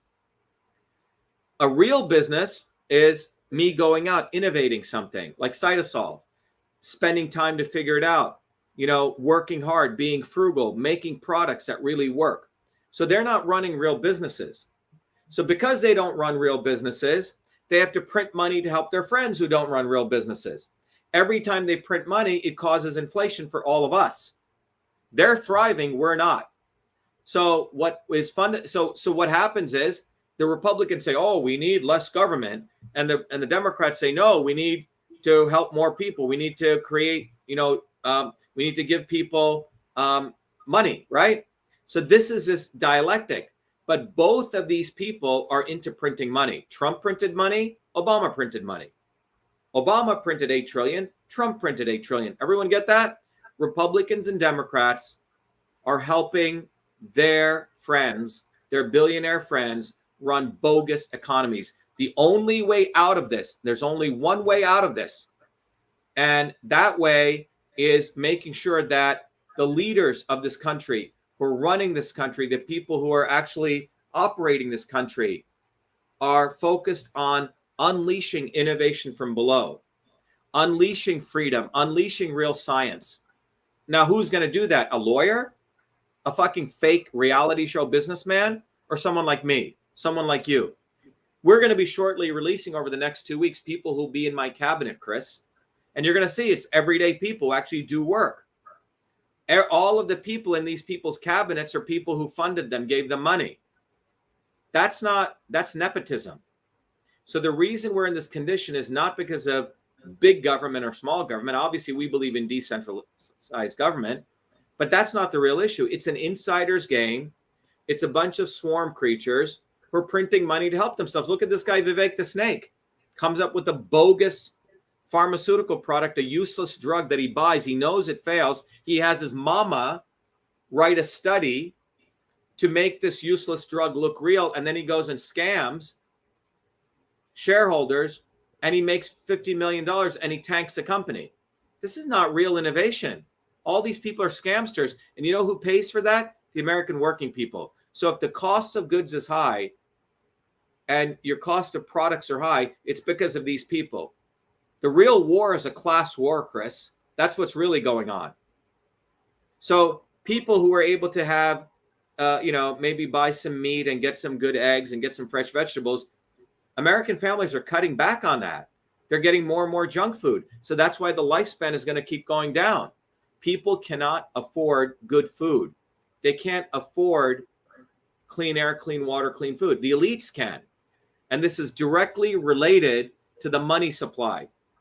Money supply, money supply, money supply. Again, I would teach this as president, so people really understood how the economy worked, so they don't get bamboozled.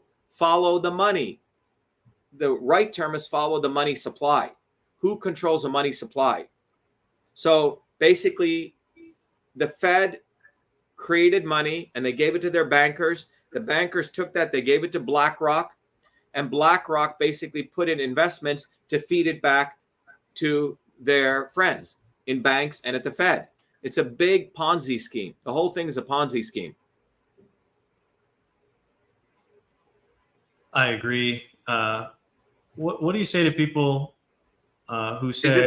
Is this the next question, Chris? Yeah, we got 2. Okay. Yeah, I was just gonna quick comment because you mentioned about the cabinet and you selecting people from the bottoms up movement. Interesting note is that Barack Obama's cabinet picks were leaked.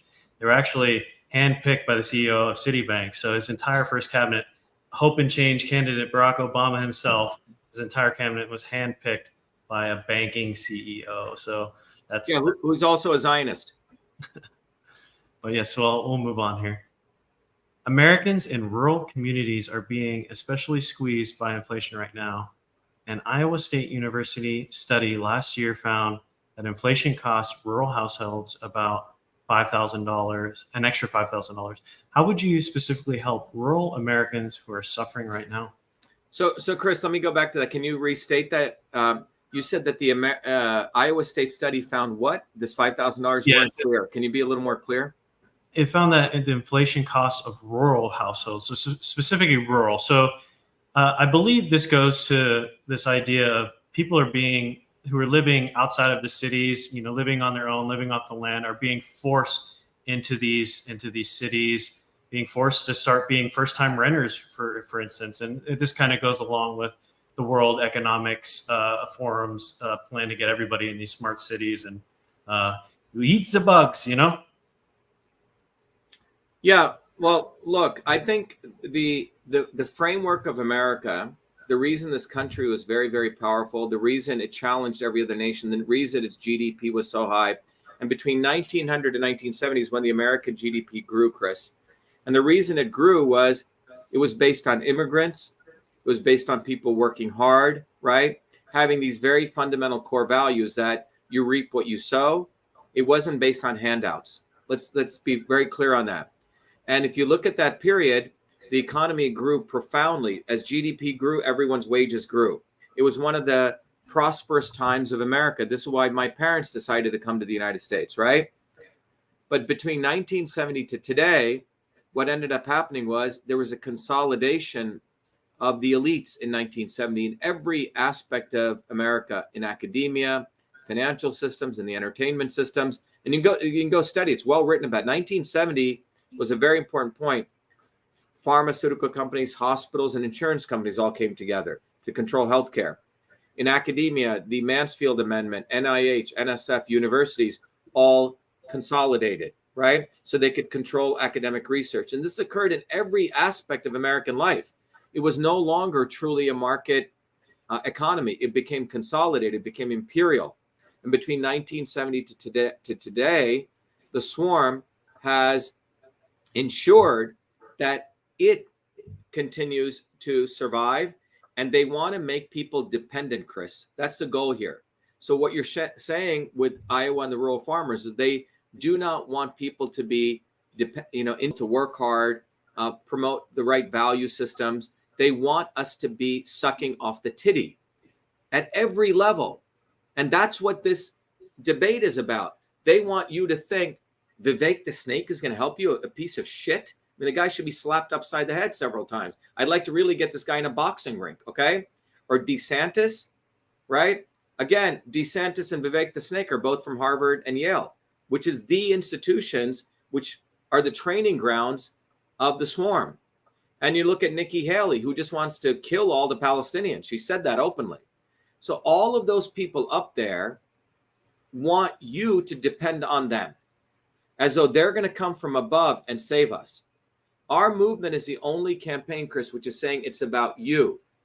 When people go to Shiva for president and they support our campaign, we are enabling them to rise up from below. When people go to Truth, Freedom, Health, we're teaching people the science of systems so they become smarter than Henry Kissinger or George Soros, because these guys have learned the science of systems. Now, I don't need to do that. I could keep all that knowledge to myself and try to control people. But the knowledge that we put up on Truth, Freedom, Health is to teach people how to stand up on their own 2 feet. When people come to our movement and support our campaign, our goal is it's not about me, it's about you. It's about collectively building a movement to take back not only this country, but the American worker has a huge duty to the rest of the working people of the world, because we have the First Amendment and the Second Amendment. And that's what this is about. This is about truly human freedom. If you want to take it from a spiritual perspective, it's about each one of us connecting to our own creator, standing up on our own 2 feet, and being good human beings. These people want to make us dependent. dependent as though Donald Trump is going to come save us, dependent as though some Kennedy is going to come save us, right? And that's why they have to shadow ban me, Chris. That's why they have to make people like me who come from below invisible. They do not want our value systems out there. These people are satanic people. Satan wants you to be dependent on him.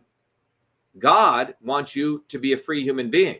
Free will, free choice. You stand up on your own 2 feet. You live by the sword and you die by the sword. Your actions determine your future. And that's what this is about. So everyone here listening to this has a huge opportunity tonight. You can go support our campaign.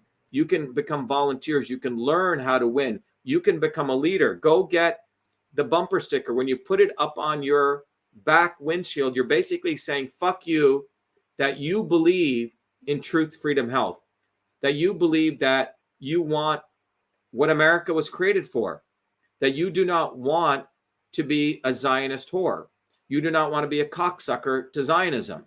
And that's why this issue, the Palestinian people are being butchered, have given, unfortunately, in a very macabre type way, a huge opportunity to the American people to wake the fuck up. Do you want to support Zionism? Are you okay with politicians having dual citizenship with Israel? Nearly every member of the CDC has dual citizenship with Israel, who are the people who unleashed the pandemic, right? Jared Kushner, dual citizenship with Israel, right? Anthony Blinken, dual citizenship with Israel.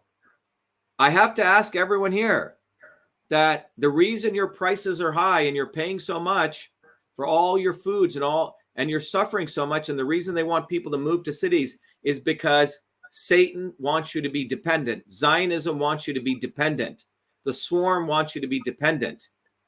Our movement, I don't want you to be dependent. Working people have a right to stand up on their own 2 feet. And there's only one campaign, one movement that can do that. It's our movement. It's our campaign. If someone else was doing it, I would not be running for president. So everyone tonight, you got to go support Shiva for president. There's no other opportunity like we have today. Yes, use this. Don't let the suffering of the Palestinian people go for nothing. And yeah, and I think, Chris, you're bringing up the suffering of the Palestinian people is directly related to the suffering of the American people. While they butcher the Palestinian people openly, they're killing your children over the last 50 years, as Chris shows in our flyer, right? The American working people, and by the way, if people go to shivaforpresident.com, you can find this flyer, and everyone should print this out tonight.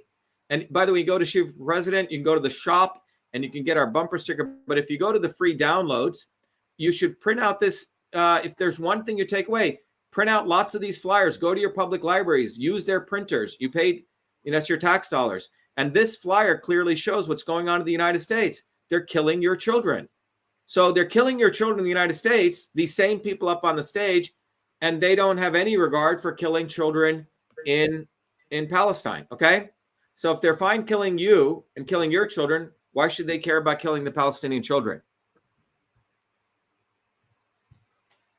Absolutely. We'll go on to the next question here. Americans could see their Social Security benefits drastically cut in the next decade because the program is running out of money. Former President Trump has said, under no circumstances should Republicans cut entitlements. Would you consider raising the retirement age? And what other reforms, if any, would you consider making to Social Security? And I'll add a quick little comment. I love how they classified that as entitlements, even though Social Security has been prepaid for, and it is the only one of the very few things that is fully funded in the government because it is prepaid by the American taxpayer. Yeah, so let's talk about this. Social Security, when did it emerge, Chris? It emerged out of the 1930s, out of these massive movements. People need to understand that working people, hardworking people, women, men, blacks and whites during the late 1800s and 1900s fought on the streets in clearly about 200 million people in close to 11,000 strikes in the United States. Fought the swarm to get, and as a result of that, the swarm threw some bones to them. And we have to respect the gains that were made, the elimination of child labor, Social Security, right? All these things were gains from massive movements of people's sweat and blood we don't even know. So we have to honor that. And so when you get Social Security, we're paying into that. I have paid into Social Security, you know. On December 2nd, I'm going to be 60 years old, okay? So I've paid, and I've been working since I was 14 years old, Chris, okay? 14 years old, all right? So I've paid into that. You've paid into that. The swarm, the Zionist elites, have printed money for themselves. They have never even earned most of their money. They've basically stolen money on the backs of those of us who've paid into Social Security. So they have no right to take any of our money away. If anything, we should go to them and take money out of their bank accounts. They should be expropriated, right? All of the Zionist hoodlums, from Jamie Dimon to Elon Musk to Jeff Bezos, all the 600 billionaires who stole American taxpayer dollars during the pandemic, they increased their wealth by 2.3 trillion. They need to be expropriated. We need to prosecute these people. We need to do investigations, and that's how you solve this problem. Let me give you another way that we boost the income for the United States. There are close to 20 million, quote unquote, illegal immigrants. Most of those illegal immigrants, you know, I was talking to this guy who's saying, oh, the illegal immigrants. And, you know, and frankly, there are many people, American citizens, who sit on their ass and they live off welfare. They live off, quote unquote, disability when they're not really disabled. Okay. So we need to relook at American citizens who are scamming the system. And there are, quote unquote, illegal immigrants who are leaving these countries that we created dictators in. They're fleeing those countries. We have to really look at the source of why illegal immigrants are coming in here. And when they come to these countries, a vast majority of them work their butts off. Obviously, there may be a minor set which are criminals, but many of them are the ones who are getting paid low wages and they're working their butts off. I say all of those people should be put on a path to citizenship, eliminating those people who are scumbags and criminals, right? And you can tax them, start having them pay tax dollars. That'll generate close to about $1 trillion to $2 trillion in revenue for the United States, Chris.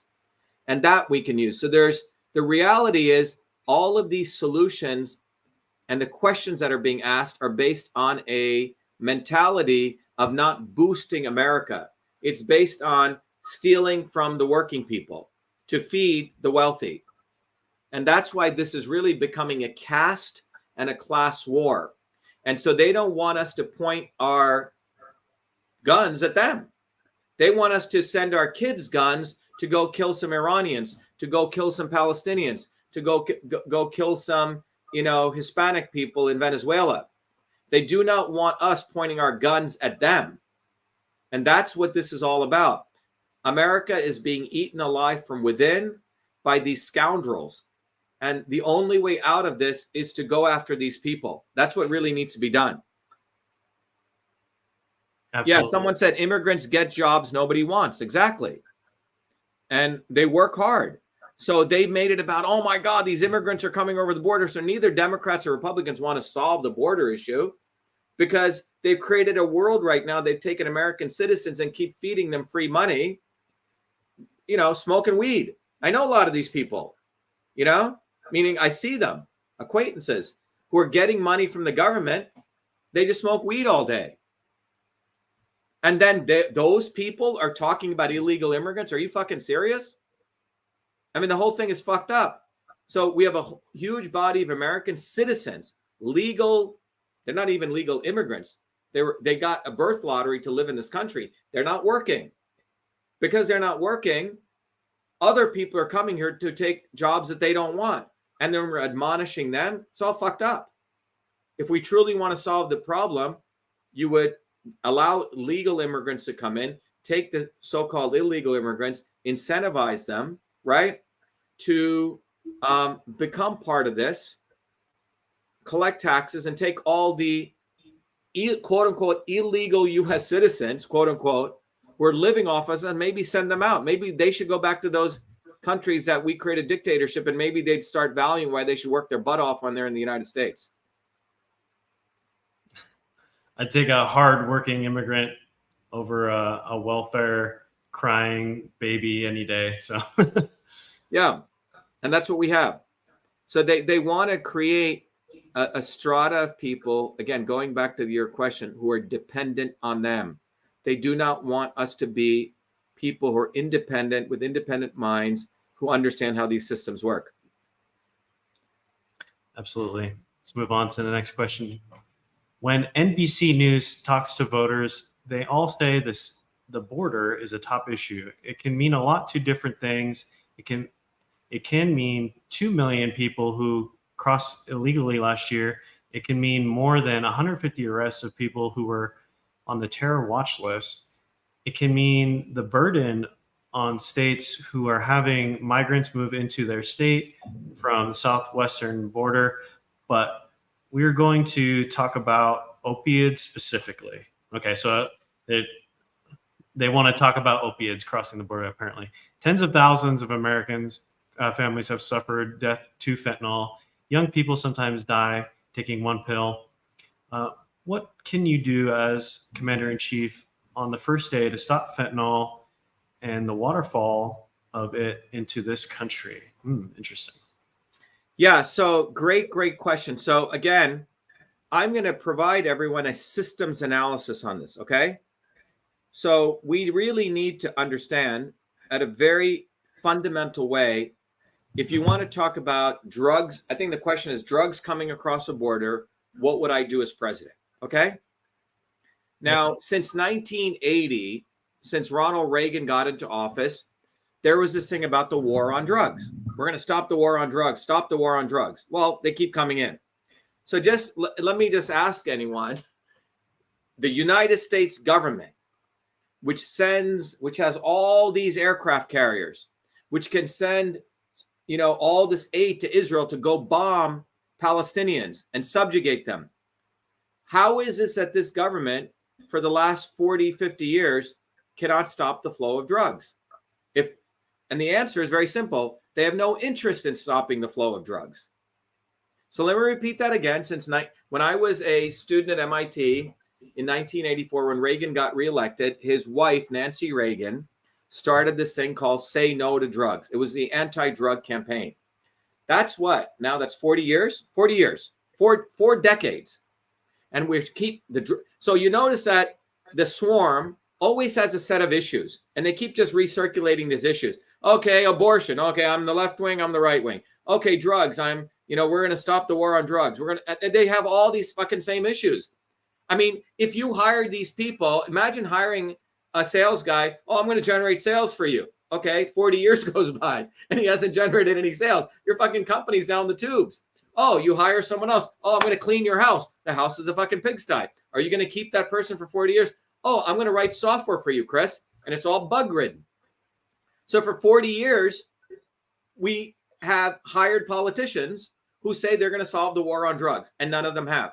Oh, then we hired politicians who are going to solve illegal immigration. They haven't. We're going to get politicians who are going to, balance the budget. So, and all they've done is this. And what they have done is to give us a situation where your child's lifespan is now shorter than yours. So I just want people just to get your heads around just practicality. You work hard. You have some guy who wants to mow your lawn, and he doesn't fucking mow your lawn. He digs it up and fucks up your lawn. What are you going to do? You're going to keep hiring him for 40 years? Okay? You wouldn't do that. You would say, what the fuck? Right? So let's get it clear. The war on drugs has been going on since 1980. Okay?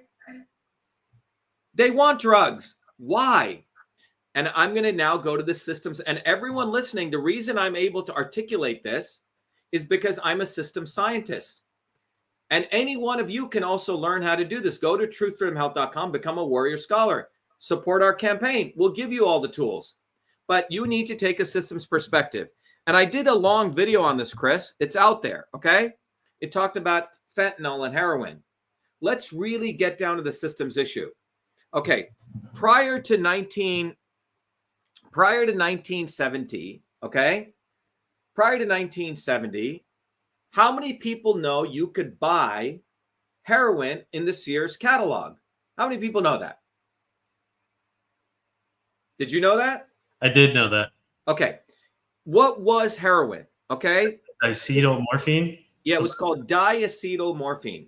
So what is morphine? Well, there's a very powerful natural herb that's called opium that grows. It's a natural product that nature has provided us. It is a natural painkiller. All right. So what they did was they took the morphine from that and they did organic chemistry and they added 2 acetyl groups. All right. And that made it diacetylmorphine. So when you consume it, the acetyl groups come off and you get morphine. Now, let's be very clear.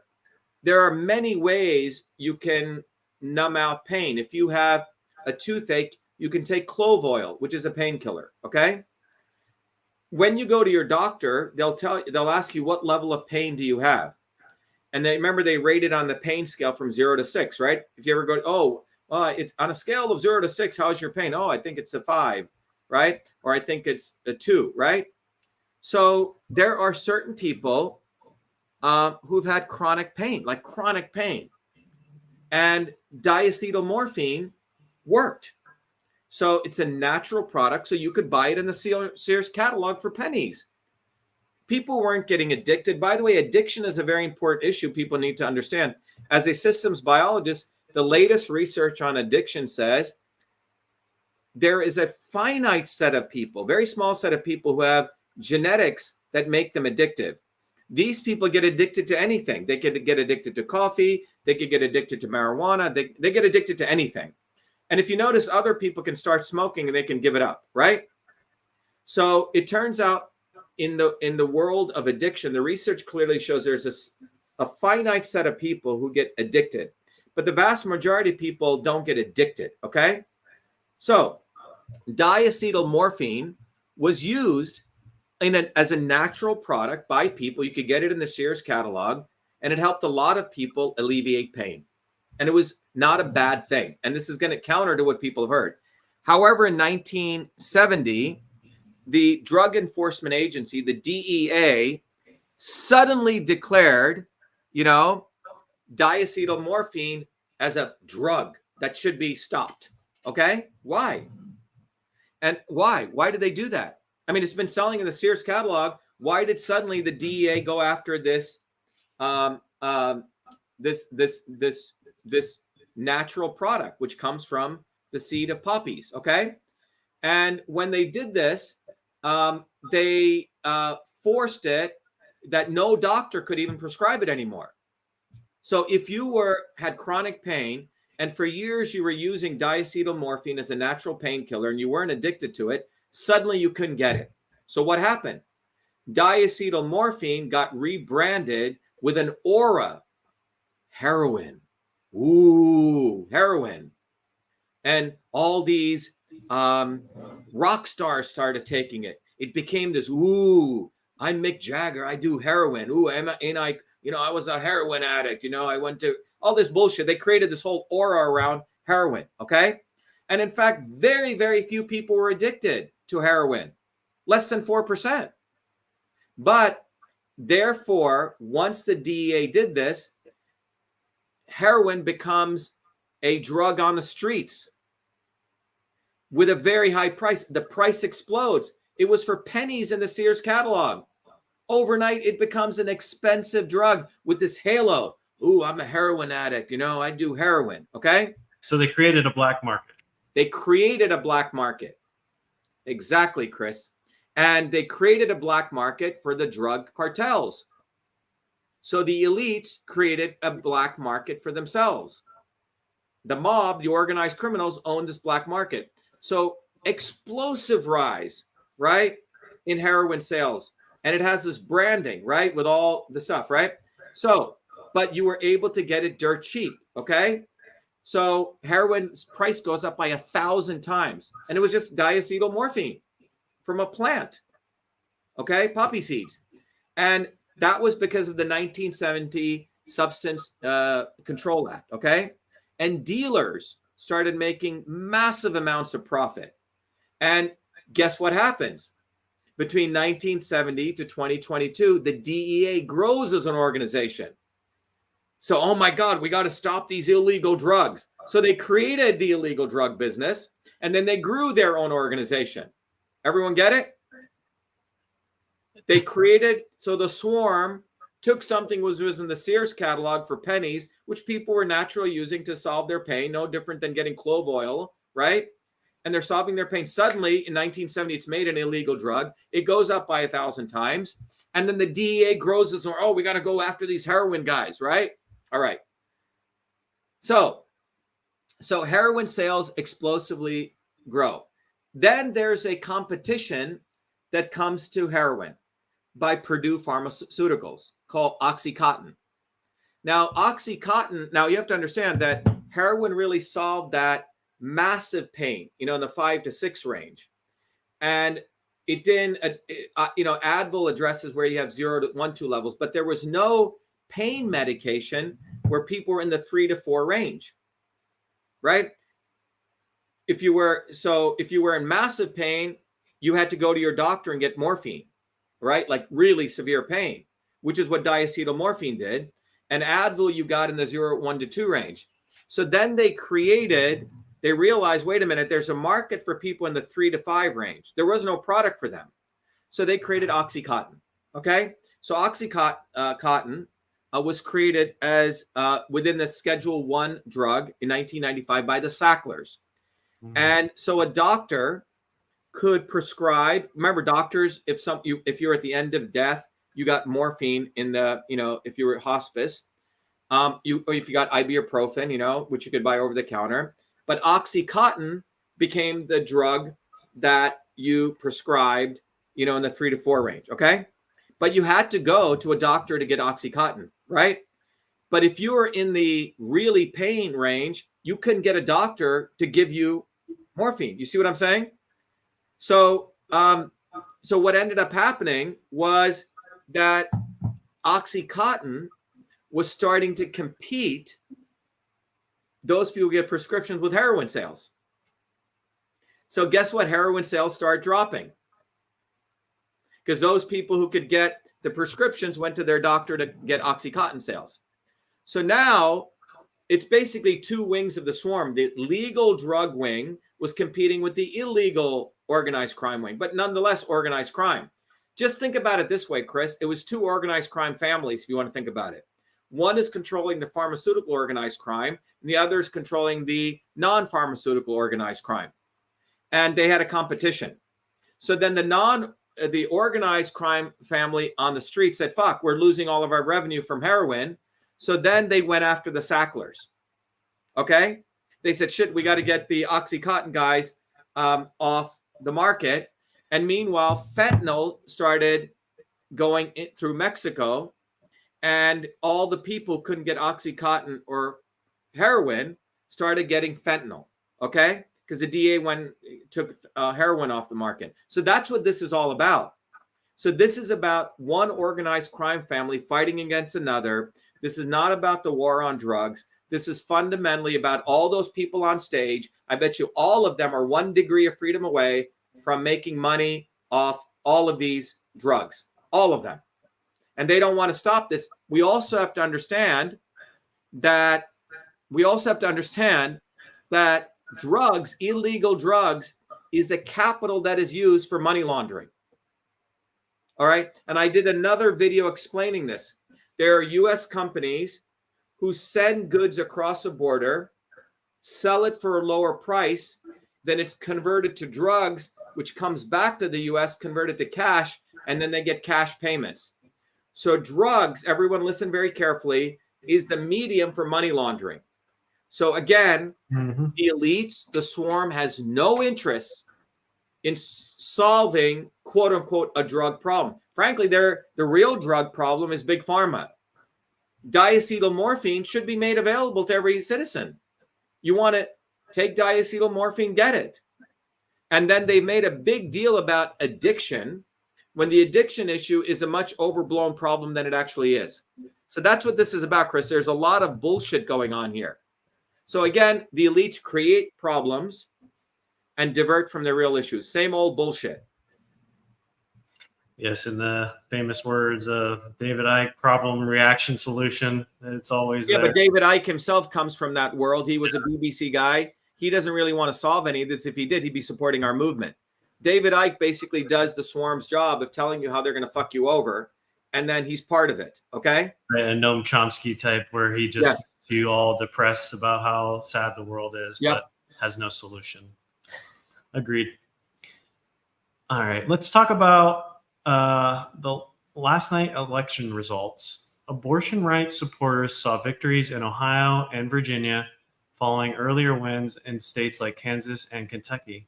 How do you see the path forward for Republicans on this issue? Let me ask everyone a question here.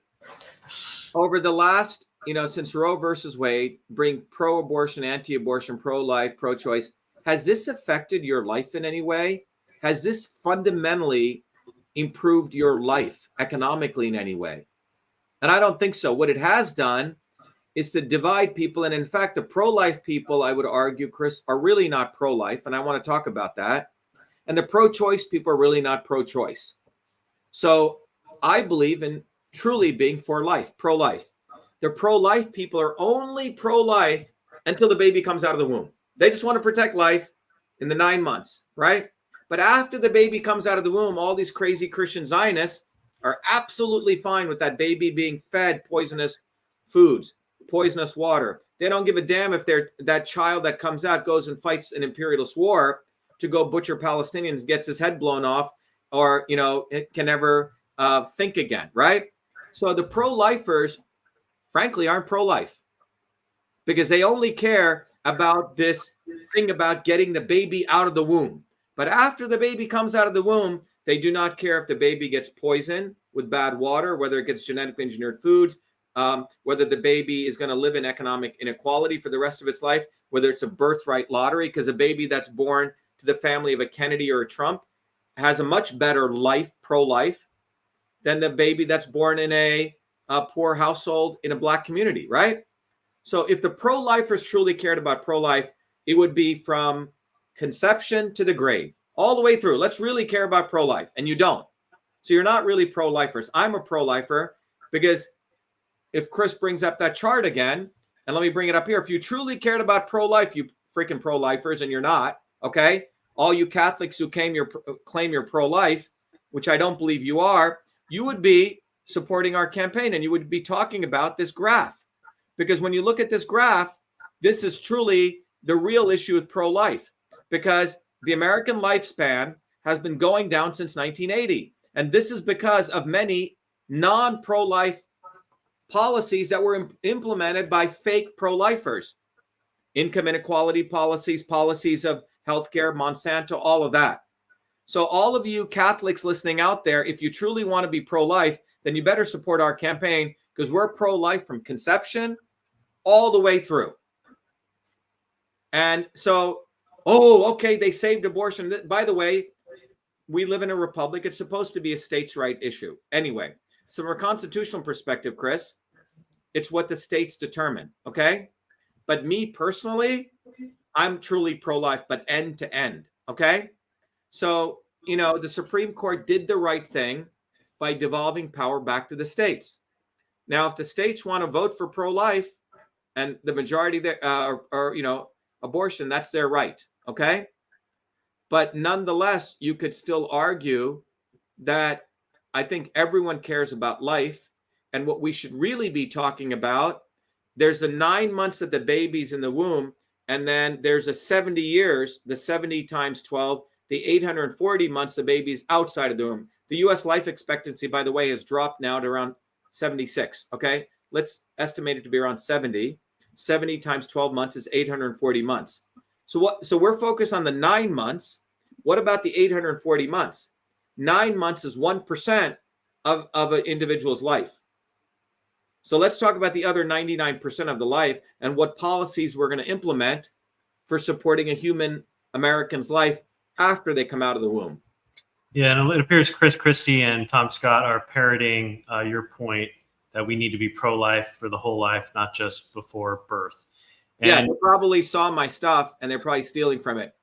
Yeah, and I would also like to point out it's no different than the left wing saying they're for Black Lives Matter, but then they force them to grow up in horrible infrastructure. They don't have they have horrible crime in their neighborhoods where they don't have enough law enforcement to keep the people safe, where they don't have access to a good education. They don't have school choice. So it's the same thing on both sides of the aisle. They say they're for the state. Neither side is truly pro-life or truly pro-choice, right?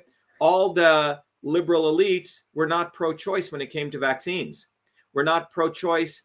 The elites are not pro-choice when it comes to truly school choice, right? So all these people are hypocrites. And the reason they're hypocrites, Chris, is, again, I come back to the singular thing. They have the luxury of being hypocrites because they don't have to walk the walk. They don't live the life of everyday people. What they say here, they don't have to live over here. Go look at all of these religious leaders who talk pro-life. They'll talk pro-life here, and meanwhile, they'll go do something else in their personal lives, right? So they don't have to walk the walk.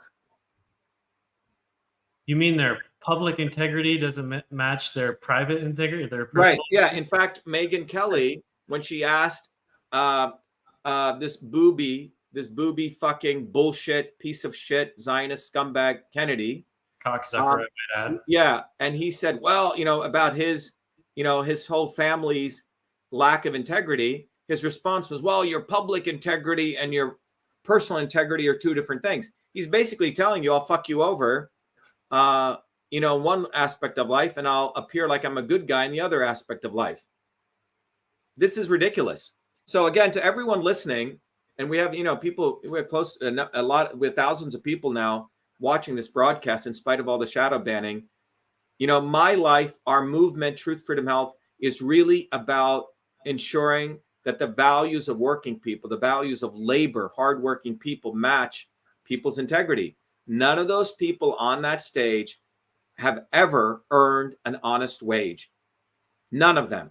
They were born into privilege, and they live off privilege, and they live off the swarm. I don't, you don't, most people don't. So let's really have real Americans, not fake Americans. Only a real American can defeat the fake Americans. That's what we should change our slogan to. Yes. Play on your Senate campaign. I love that. We'll move on to the next closing statement. Cover any topic you believe you didn't have time to address, and why Republican voters should support you and President Trump. And before you take a run on this, why do they keep bringing back Donald Trump into this? He's not even on the stage, right? So what these guys can't stop zucking cock. Yeah, that's good. Zucking cock. Thank you, Chris. We should bring that into the vocabulary. Zucking. We should add that. I'll give you credit for that. Zucking cock. Okay. Well, look, to everyone listening, here's my closing statement. It's time for one of us. It's time for one of us. It's time for one of us. And in a very, very simple but direct but grounded way, I'm one of us. And you look at my life journey, I've gone through the journey of someone who came here as an immigrant, has earned everything I have, grew up in working class neighborhoods in New Jersey, mowing lawns, learning how to code software. I've always worked. I've been working since I was 12 years old. And my journey reflects a journey of everyday working people in this country. I've had to struggle. People would try to steal my stuff, which all of us have gone through. People would try to steal your credit, right? I've had to fight exploitation all my life, be it in India when I grew up as a low caste Indian by people like fucking Brahmin, brown-nosing motherfuckers like Vivek Ramaswamy and his family oppressing people of my caste. There is a caste system. You can't deny it. There is racism. You cannot deny it. There is class. All these things do exist. The right wing denies them, and the left wing act as though it cares about fighting racism and casteism and classism. They don't, because none of them have ever gone through the journey. It is just theories, but I have gone through this journey. I have to fight this every day. Right now, I have to fight the fact that I'm constantly shadow banned, right? And in spite of that, my journey shows the resilience of the American people, the resilience of working people all over the world. We have a vision. We fight, we struggle, and we keep coming back again and again and again. None of these people could ever have gone through my journey. They would have been wiped out a long time ago because they were born into a birth lottery. They were born into money, capital, billionaires. They never had to work for anything. They were given everything on a silver platter. So they do not know our suffering. They do not know why I keep bringing up this issue of this very, very fundamental graph of the fact that the average life expectancy in the United States, your child is going to be living shorter than you as an adult. Why do I keep bringing that up? Because I know those working people. The people that it affects are the people who don't have access to organic food, the people who suffer income inequality, the people who don't have access to healthcare. And those are my people. Those are our people. But these people like Hillary Clinton, Joe Biden, Donald fucking Trump, Booby fucking Kennedy, all these people live in Malibu. They have access to biodynamic food. They get access to grass-fed, pasture-raised beef. By the way, have you tried to get a piece of pasture-raised beef like a tenderloin? It's $40 to $50 a pound now. It used to be about 15, 20 bucks a pound. So how can anyone in the United States afford high-quality food? How can anyone afford high-quality healthcare? When the swarm, these people have printed money, have created an environment that they control the entire money supply end to end, from the Fed to the bankers to their families. This is truly caste and class war. And we must aim our ire, our anger, our guns at these people right here in the United States. We have to recognize that our enemy is not outside, our enemy is within. This is why 35% of kids are depressed, because they're looking at their adults and they're saying there's so much hypocrisy in this world. So if you're a young kid, your parents, your institutions don't do what they say. Of course, I'd be depressed. And look at all these clowns running for president except me. You'd obviously be depressed. And this is why they make me invisible, because if I were to get in front of everyday people, if I were to get visibility among everyday people, particularly young people, there would be a revolution in this country. People would be overthrowing these people overnight. They would be exercising their First and Second Amendment rights. They would be exercising the Declaration of Independence, which said you have the right to abolish and alter your government if it is becoming destructive. And the government of the United States and the swarm and Zionism has become destructive to the working people of this country. And there's only one force which challenges that: ShivaForPresident.com and Truth Freedom Health. And so if you finally want liberation and you want to be lazy about it, and you want to support the campaign, get the freaking bumper sticker. It's a simple way, because you work hard. I'm not even saying you're lazy. You probably work hard. You don't have time to even go campaign, but you can put that bumper sticker on. And that's a big FU. It's an FU to Zionism. It's an FU to the swarm. It's an FU to these organized criminals. The second thing you can do is you can download that flyer. Go to Shiva for President.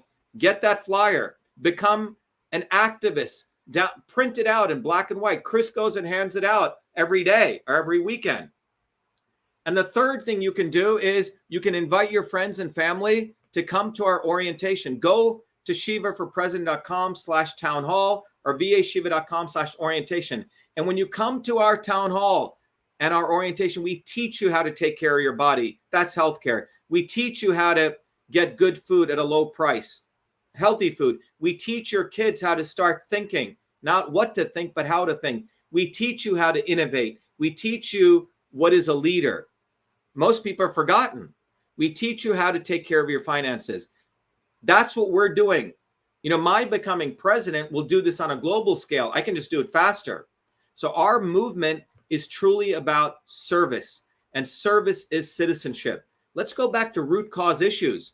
Let's go back to what the real fundamental issues are. If you want to be pro-life, then let's talk about the entire life of a child, from the time the conception takes place all the way to extending life as long as possible, healthy, vibrant life. If you care about pro-choice, let's give choice to everyone on every aspect: healthcare, schools, education, everything. But remember, I'm the only candidate, and I can say it with all honesty and confidence, is that I'm the only candidate who's come bottoms up, who actually cares about people, and it's one of us. None of those people on stage are one of us, not one of them. And I want to ask you, for your own sake, why would you even consider any of these people? Why? And the only reason you would consider them, it's coming from a habit, a bad habit. a bad habit of thinking someone from above is going to help us and forgetting it's coming from a bad habit and an Alzheimer's, a loss of memory of what this country was about. This country was about people coming bottoms up. Go look at the founders of this country. They had skills. I have innumerable amount of skills. I can code software. I can do landscaping. I can figure out how anything mechanical works and fix it. I know electrical engineering, biological engineering. I've started companies. I know actually how to fix things. Not like saying, oh, I know your plight. Think about what these politicians say. I know your plight and I'm going to fix shit. They've never fixed anything. They don't know anyone's plight. So if you finally want truth, and if you finally want freedom, and you finally want health, then for your own good, go get that bumper sticker. Go volunteer. Go to right now. Go to Shiva for President. Right now. Don't wait. Go to that site and get this. Go get this flyer. Download it. Print it. Go to the front page of this site, shivaforpresident.com. And we need to get on the ballot in every state. Volunteer. Go click on that volunteer link. Volunteer. Support what we're doing. Notice I haven't asked for any money. I'm not here begging you for money like fucking billionaire Kennedy, booby fucking Kennedy, whose family made all their money from, alcohol and liquor. All right. Organized criminals. That's where his money comes from. My money comes from working hard, but you can go volunteer right here. All right, John, we have this big blank space here we should fix. But anyway. Yeah, please do.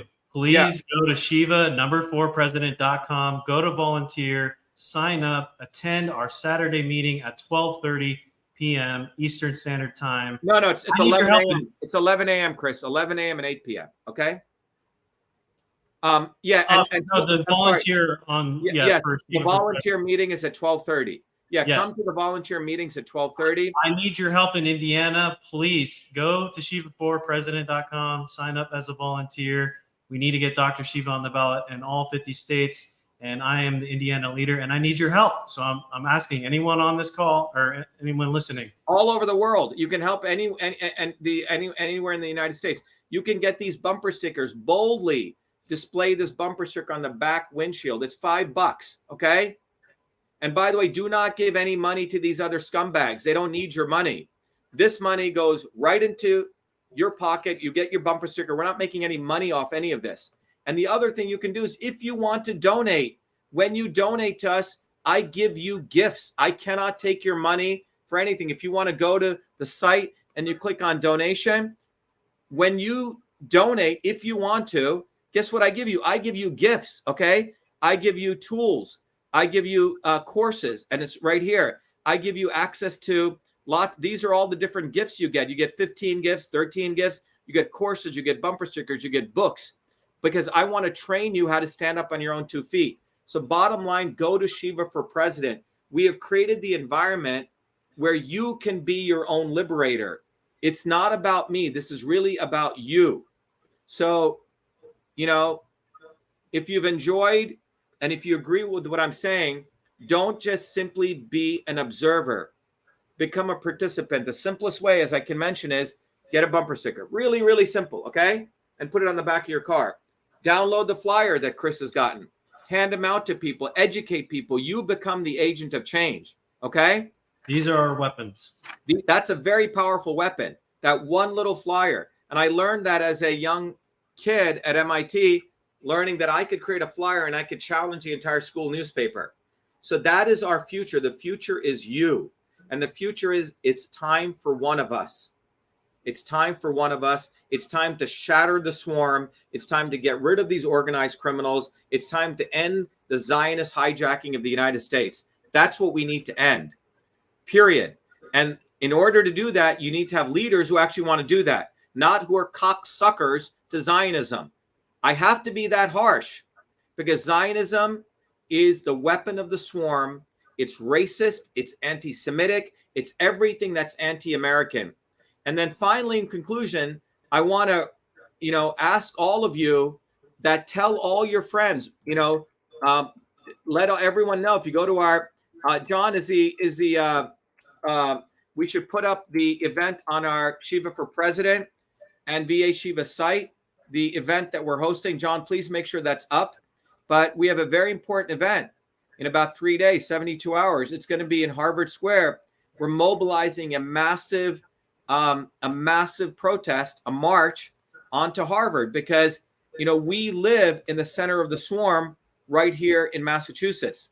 The swarm being Harvard University, where they literally manufacture Zionists. Okay. And as you know, a bunch, and they believe, let me actually go to this tweet that I put out. And I want to end on this because our campaign is about action, action, action. We're not just here to be blowhards talking about, you know, how bad the world is. We have to take action. Everything I've talked to you about, of everyone here, is about action that you can take. And it's about mobilizing you to act.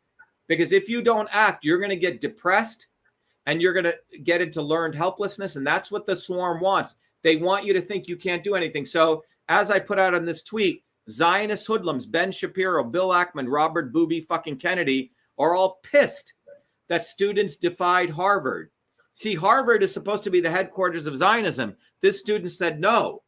And now we the people, march on Harvard to end genocide, not only in Palestine, but to free America, to free the world. You see, Palestine is not going to be liberated unless we expose the fact that America has been hijacked, and we need to get rid of all these Zionists out of every institution in government, in finance, in healthcare, and entertainment.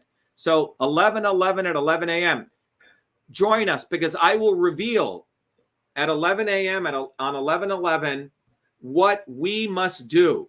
I'm going to give everyone an actual action, Chris, and I don't want to talk about it now, but I'm going to give people an actual thing that every one of you can do. If you want peace, if you want to free America, that every one of you can do a tangible action that you can start by doing 1 hour a day, just 1 hour.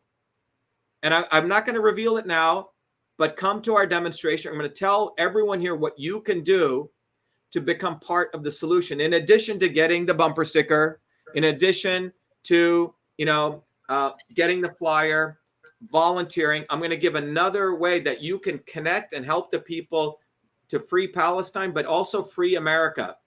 We must end the occupation of America by the swarm in order to free America. That's what this movement's about.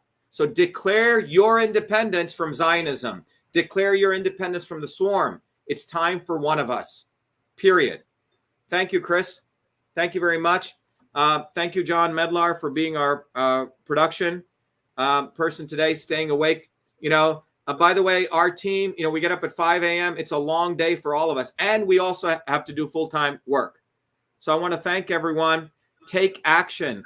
This is time for action. Get the bumper sticker, volunteer, get us on the ballot, take action. And when you act, you will feel empowered. If you're just watching all this shit all day, watching fucking Joe Rogan, watching Fucker Carlson, watching all these quote unquote anti-Zionists. By the way, it's interesting. Some of them are getting promoted, but they will not retweet this tweet.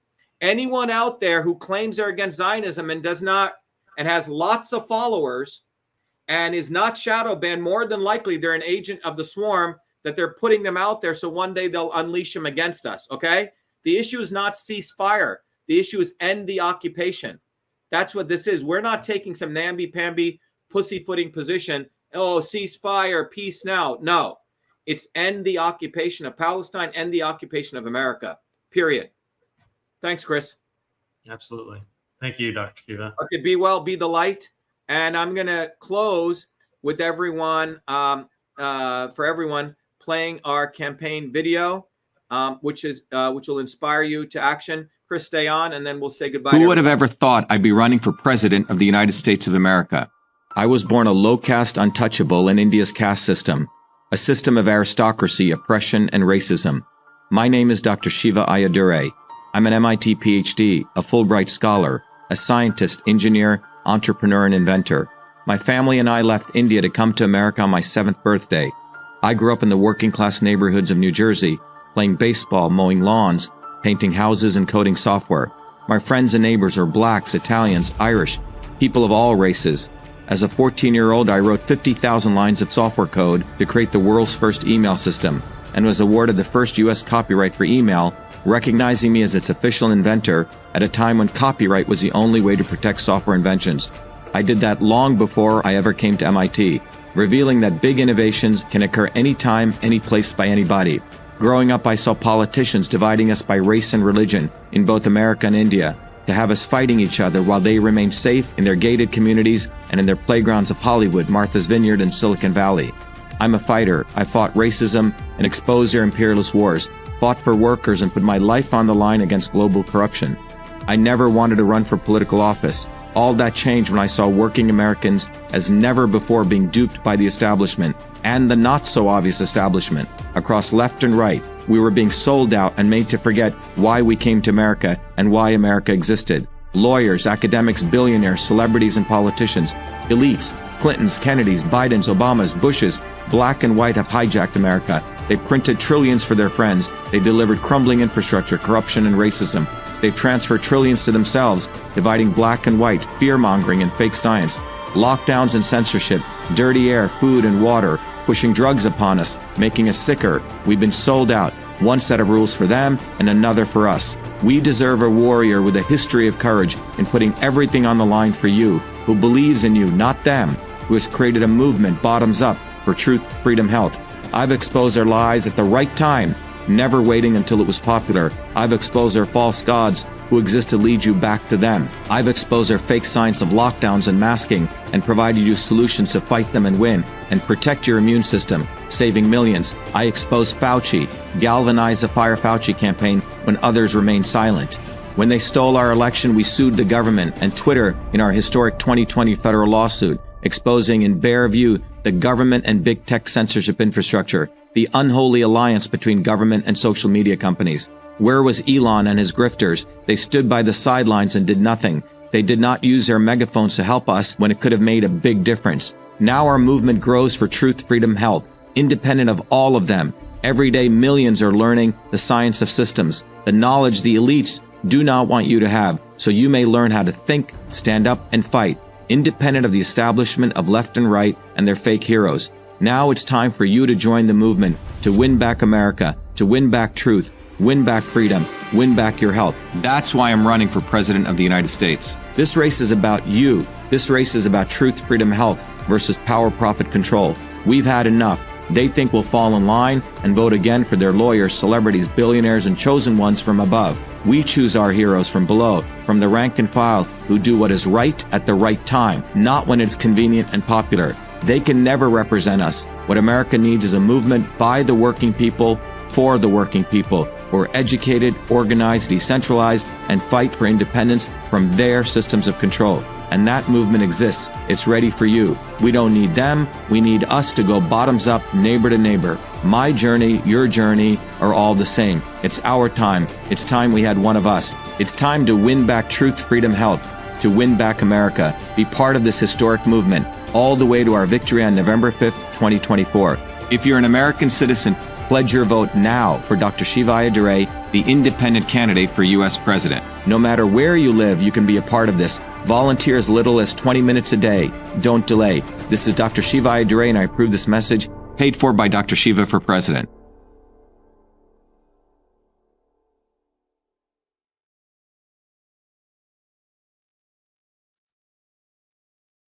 Let people know that the news has come to us that the United States has started bombing Syria. Okay? So everyone should be aware of that. So U.S. has started bombing Syria. So we have to recognize that Zionism always had this idea of creating a greater Israel from day one. It wasn't just about Palestine. It was about all those regions.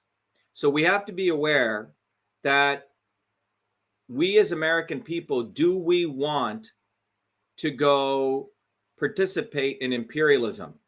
And that's what this is about. Power, profit, control. So we'll talk more about this tomorrow, but as we close, our discussion, it's quite fascinating that not one question on that debate stage, because this occurred around 4 hours ago. So all those questioners, Chris, knew about this, and they haven't asked any of those people on the debate stage, are they okay with the United States bombing Syria? So Anyway, everyone, be ready. Go to Shiva for President. We have a huge opportunity to win for the American people and stop supporting Zionism and the swarm for the first time. Thank you very much, Chris. Thanks for all your help. Thanks, John. Be well.